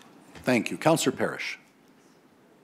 Yes, I actually get mine printed much more cheaply than the city does the one at the city or here. So if we were to pass this with the exception that whatever portion it costs to do each one here is what we are given to continue doing our own, I'd be quite happy with that. Thank you. Councillor McFadden. Well, thank you, Mr. Chair. I agree with all my colleagues on their comments, and I too have a personal touch that I would like to continue in my ward. So I agree that if we have to go through this, that I would like the reimbursement from the region. Thank you. Very good. It was another subject that the CAO and I touched upon at 7:45 this morning, and I will let him speak because I think we are sympathetic to the request, but certainly there are some parameters perhaps that have to be considered. To the CAO, what are all the moving parts on this one? Well, I think, Mr. Chairman, thank you. We are trying to get a standard brand for the region of Peel with everything that we put out, but we fully recognize that councillors in your communication with the constituents have your own sort of look and feel, I think somebody said. And we can do one of two things. Councils can go ahead and do their own, as has been suggested, and submit the cost to us and we'll reimburse. Or staff can work with councillors and produce it as we have in the past here and deviate from the regional standard for those councillors who want to. Either way will work. Thank you. Councillor Sato. Thank you. Then, Mr. Chairman, I will move that the report be received and not approved. And that way it's status quo, which is what we've been doing. Very good. Just one question through the chair of clarification. In the processing of these in the normal course, so if you are the counselor that's always done it through the normal procedure, when our staff have assisted us at the Region of Peel, is it just for form and that give it to us, we'll print it out, we'll edit, or is there some control or any speaking to the content of such documents? I don't know if not at all. I'm asking, I'm not sure. Just, if I may, Mr. Chairman, I mean, generally for the regional newsletter, we try to get a balance, I think, of 75% regional, 25% ward-specific, if it's not regional. But other than that, I think it's really, the content is driven by the councillors. Very it's their good. newsletter. So I think it needs to be asked and answered, and it was. With regards to the procedure we've always followed, the elected official was free to express themselves accordingly. This does not offend that in any way, and I think that needs to be made clear as well. But all the financial parameters will still be at play, and those controls still apply. So I think that's asked and answered. With that, I think the motion is the appropriate one that Councillor Sato has put forward. Are there any other speakers to that motion? Seeing none, I will call the question at this time. Madam Clerk, show of hands. All those in favor of receipt of that motion? The clerk tells. Show of hands. That is carried. Thank you. Moving on, 8.11, Procurement Activity Report T2, May 1 to August 31st. For information, Councillor Raz. Thank you very much, Mr. Chair. I'm not too sure who the question would go to, maybe Stephen. With respect to the emergency purchases, I'm wondering, were any of these emergency purchases on, I guess, identified in our short-term capital plan? Were they on? I'm trying to figure out, were these on our horizon with respect to the risk that we looked at? Is that maybe Jeanette? I will attempt to answer the question through the chair. The reason why they're emergency is because these are the things that we haven't anticipated. Generally speaking, in the programs, there's capital budget flexibility. We have some envelope projects that allow for some state of good repair work to happen as it occurs. It would have come back to council if there is insufficient budget available. So these would be ones where there is sufficient budget in the budget that was approved by council. Okay, so they were unforeseen or Correct. Emergency, different from unforeseen circumstances, which is another category entirely. But I guess for some of the, for example, the East Trunk Sewer emergency repair, was this the type of thing that was identified as in a state of good repair? I'm just trying to get a sense of where this was in our radar scheme, with respect to where it was in Through the chair, state I'll of good let repair. Commissioner Smith answer this one. Through the chair, thank you very much. We have a pretty robust asset management program, so we tend to use that data that we have on all our infrastructure to base our capital plan. Is it always perfect? No. I could go back and get the specifics on these three projects for you, but we do tend to use all the data we have to base that on, but there are unforeseen things do happen, and sometimes there's other construction happening in that area for other types of works, and they sometimes accidentally hit some of our infrastructure. I don't know in this case if that's it, but I can find out. Okay, so when these things happen, we look at the root cause and then try to extrapolate that to our operations. Absolutely. So did we not have enough data? Was it just one of those unforeseen circumstances, et cetera? Okay, thank you. And thank you. And if you're satisfied with that, Councillor Rass, will you move the motion? It has been moved. I need a show of hands. All those in favor? That is carried. Item 8.12, the triannual financial report. No, that 8.12 is done. Oh, okay. 8.12, 13, and 14. Taking me back to my consent agenda. 12, 13, and 14 have been done. I'm on to 8.15. 8.15, report from the regional clerk regarding the public meeting held on September 13th. Mayor Thompson had a question with regards to 8.15. Mayor Thompson. Sorry, give me a second here. No problem.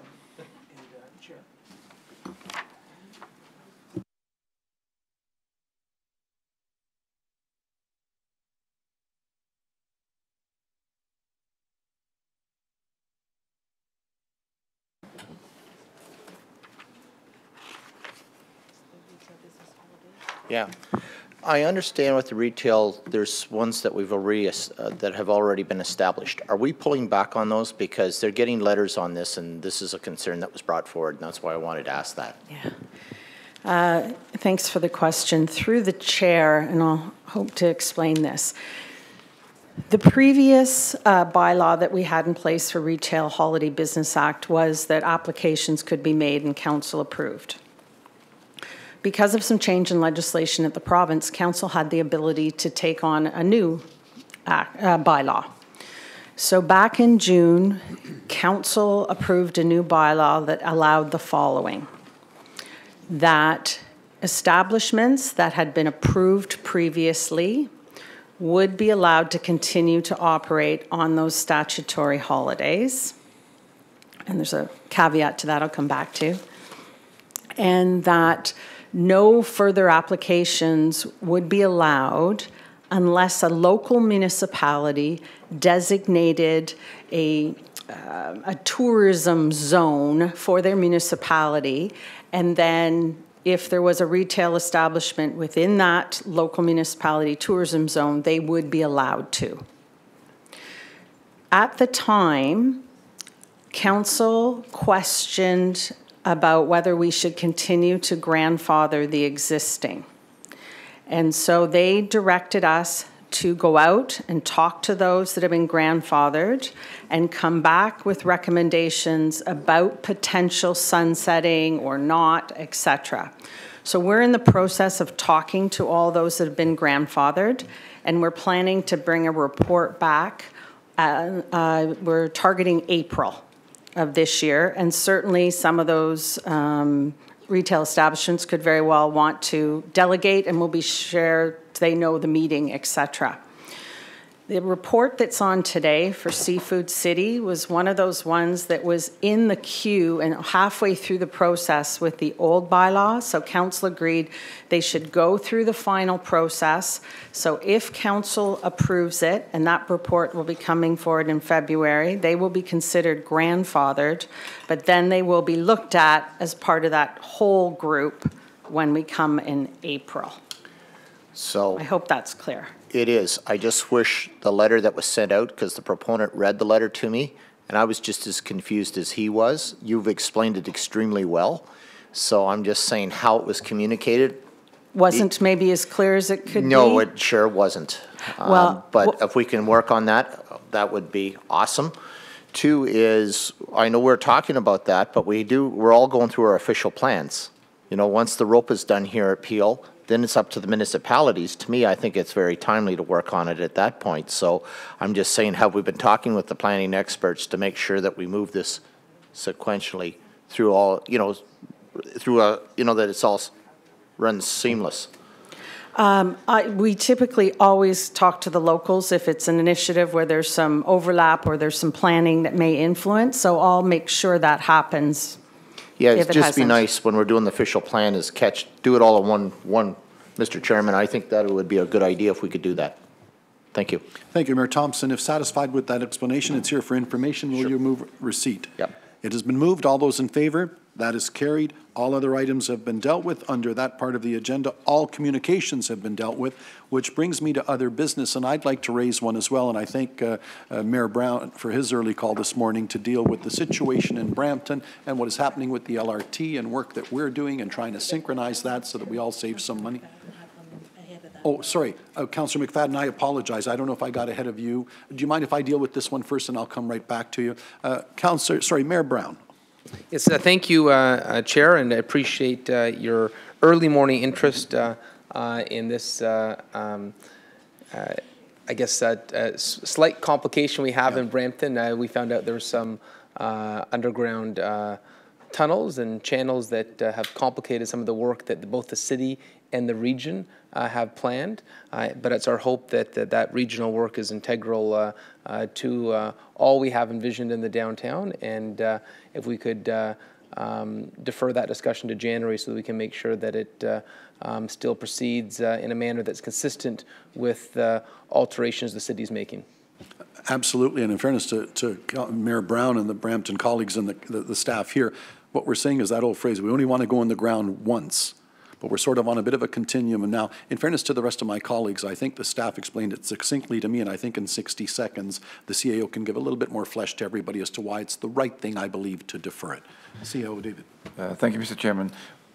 back in 2011, we started to look to plan for replacement of the very old infrastructure in the heart of Brampton because of increased breakages in water mains, etc. And then we started, rather than just going ahead and doing it, we worked with the City of Brampton. Early planning for the LRT became involved, and then more recent planning for the city's revitalization of the downtown also became involved. And as the chair said, we only wanted to go into the ground once. So now the city is re-examining some of those issues. What we would like to do is report back to council on the risks, if there are any, of us delaying our infrastructure work in the downtown, and we can have that report back to you in January. We're trying to synchronize as best we can with the city, but we do have an independent risk concern about how long we can leave the existing infrastructure in the ground. So we'll assess that and bring that back to council with recommendations. Well done. Thank you to you and to Mayor Brown. Madam Clerk, we require nothing further. We just accept that as an update, and well done to all. We'll be dealing with it in January. And now back to Councillor McFadden, and thank you for indulging us first. Councillor McFadden. Oh, I'm sorry. Did you have a notice of motion, or did you have some? Your motion is up 11.2. I'm sorry. And I didn't enunciate it as 11.2. My apologies. You are up because we've already. You've already done all that? Yes, okay. Go ahead. Thank you. I am bringing this notice of motion forward after concerns raised certainly in the city of Mississauga and during the election campaign. And I thought it would be good for us to open the discussion on what the region is going to do with our public health department on not allowing the smoking of cannabis and cigarettes on public property. So that is my motion today. Very good, Madam. Oh, I have speakers to it. First, Councillor Satos, and actually, perhaps Dr. Hopkins will speak to it first. Yes, then and I will go to I would Councillor expect her Sato, to. Councillor Sato, if I may. Could I just make a clarification? If you think it helps at this we time, have go ahead. already passed a motion in the City of Mississauga Council directing our city staff to work with Peel Health staff on exactly the same thing. So I don't think this motion is necessary. I assume that the city motion was sent up to the regional staff. And it seems to be repetitive of what our council has already approved. But I guess we could, because Brampton and Caledon haven't approved it, but we've already given directions. So we're going to be working on it in Mississauga with our staff, with regional health staff. Thank you. Why don't I go to Dr. Hopkins now? Maybe that'll provide some clarity. Dr. Hopkins. Through the chair, thank you so much. And it's certainly pleasing for me to see the great support that we have to decrease the risk of exposure to secondhand smoke, whether it be from tobacco or cannabis for our communities. Staff are already actively working on this issue, and we are in consultation right now, in continuing consultation with stakeholders through January, and then a report will be brought back to council in spring of 2019, recommending updates to the outdoor smoking bylaw, which will be more comprehensive. It will include cannabis, as well as some of the vaporized products and the non-burn heated products as well. Well, that's, just to clarify, I did send this motion up prior to us speaking about it at the City of Mississauga, just to get a heads up on it. But I appreciate your input, and I look forward to the report coming forward in the spring of 2019. And certainly this gives us a little bit of some teeth to what we're trying to do here at the region for the City of Brampton and Caledon and Mississauga as well. And thank you. No question, events are happening quickly. Perhaps the CAO has a thought at this time on that? Just a sort of technical point. We are working hand in hand with Mississauga, Brampton, Caledon, and it's not an issue, not a concern. The technical issue is regional staff are not bound by motions passed in the City of Brampton or the City of Mississauga for certain things, and I'm not sure that you need one for this, but for certain things, if you want to compel regional staff to do something, then we do need a direction from regional council as well as from a local council. But as Thank you for the clarification, because that's exactly what was my intent. Thank you. Thank you. Are you satisfied with that? Thank you. Councillor Groves, you were on my list if you still wish to speak to the matter. We're good? Okay, so that I consider dealt with. Madam Clerk, does that bring me to bylaws, or is there any other business? We're either voting on this or we're going to and I should have made that clear. We had your motion. Do you want us to vote on it? Do you want it referred to staff? Would that be the most? I would like a seconder, and Joanna Downey has said that she would second it, and I would like direction to staff with the motion. And it be referred to staff accordingly. Thank you. Very good. We have the motion before us. It is being referred back to staff. Are there any speakers to that motion? If not, I will call a show of hands, Madam Clerk, or with the buttons. All those in favor of that motion to have it referred back to staff, you have it before you on the screen. We're up to 19, which is about as far as we're going to go, so I'm going to call that carried. Thank you. Are there any other notices of motion, Madam Clerk? Does that bring me down to the bylaws? There are, okay.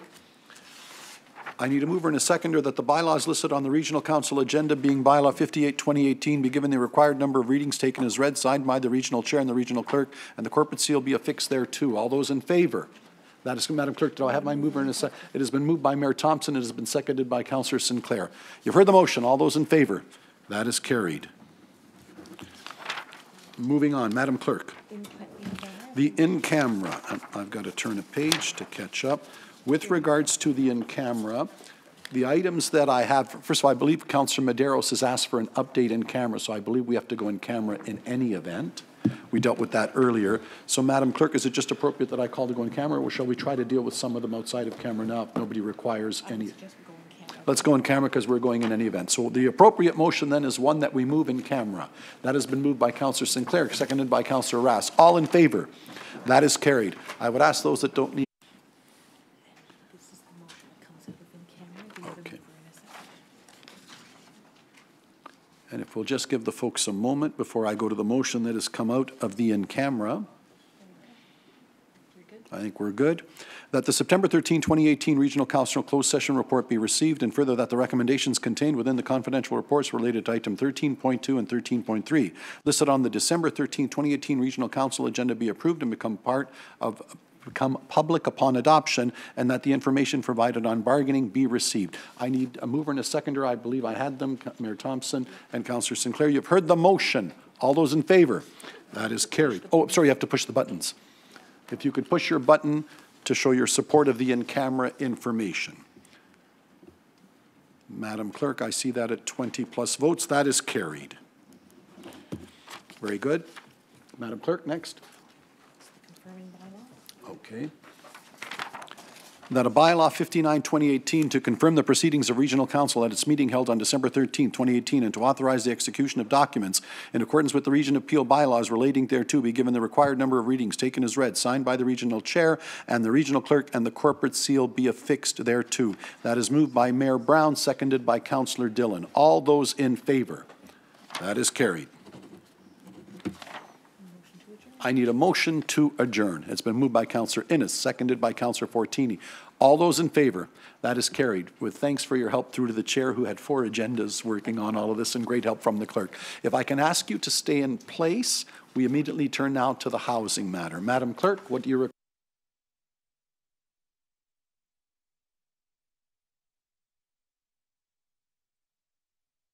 We are switching over so that we can get to the Peel Housing Corporation special shareholders meeting. And I'll go to the... Okay. Very good. So this is the special shareholders meeting, December 13th. I will now call the meeting. We have reports, no recorded vote. We have the Peel Housing Corporation Board shareholders direction. Can we just get a brief explanation of what the matter is before us through to staff or whoever can... Janice, please, if you could, just for the benefit of the public. Certainly, through the chair. You have before you today a report that provides a new shareholder direction, and that direction simply outlines the responsibilities and the expectations of the board to the sole shareholder. Within this report as well is the recommended escalation process for members of the public to make their concerns or complaints known to the board and ultimately through to council if necessary. And finally, you have recommendations that have been made from the CAO for staff to fill the role of the board of directors. Very good. Straightforward, perfunctory, business as usual type items. With that, I will ask if there are any questions at this time. Seeing none, do I require a vote? A vote of the receipt of information that we've just been given. A show of hands. All those in favor? Very good. Do I require a bylaw to conclude the affairs? Concluded. It's concluded. I will now have the meeting stand adjourned. All those in favor? That is carried with thanks to all. And again, on behalf of Mayor Crombie and Mayor Brown and I, thank you for their confidence for them on the Police Services Board, and we will now go and get sworn in accordingly, and I hope you get back to your work in your offices. And there is a Christmas lunch, of course. Come and join us in the back. Thank you all. We stand adjourned.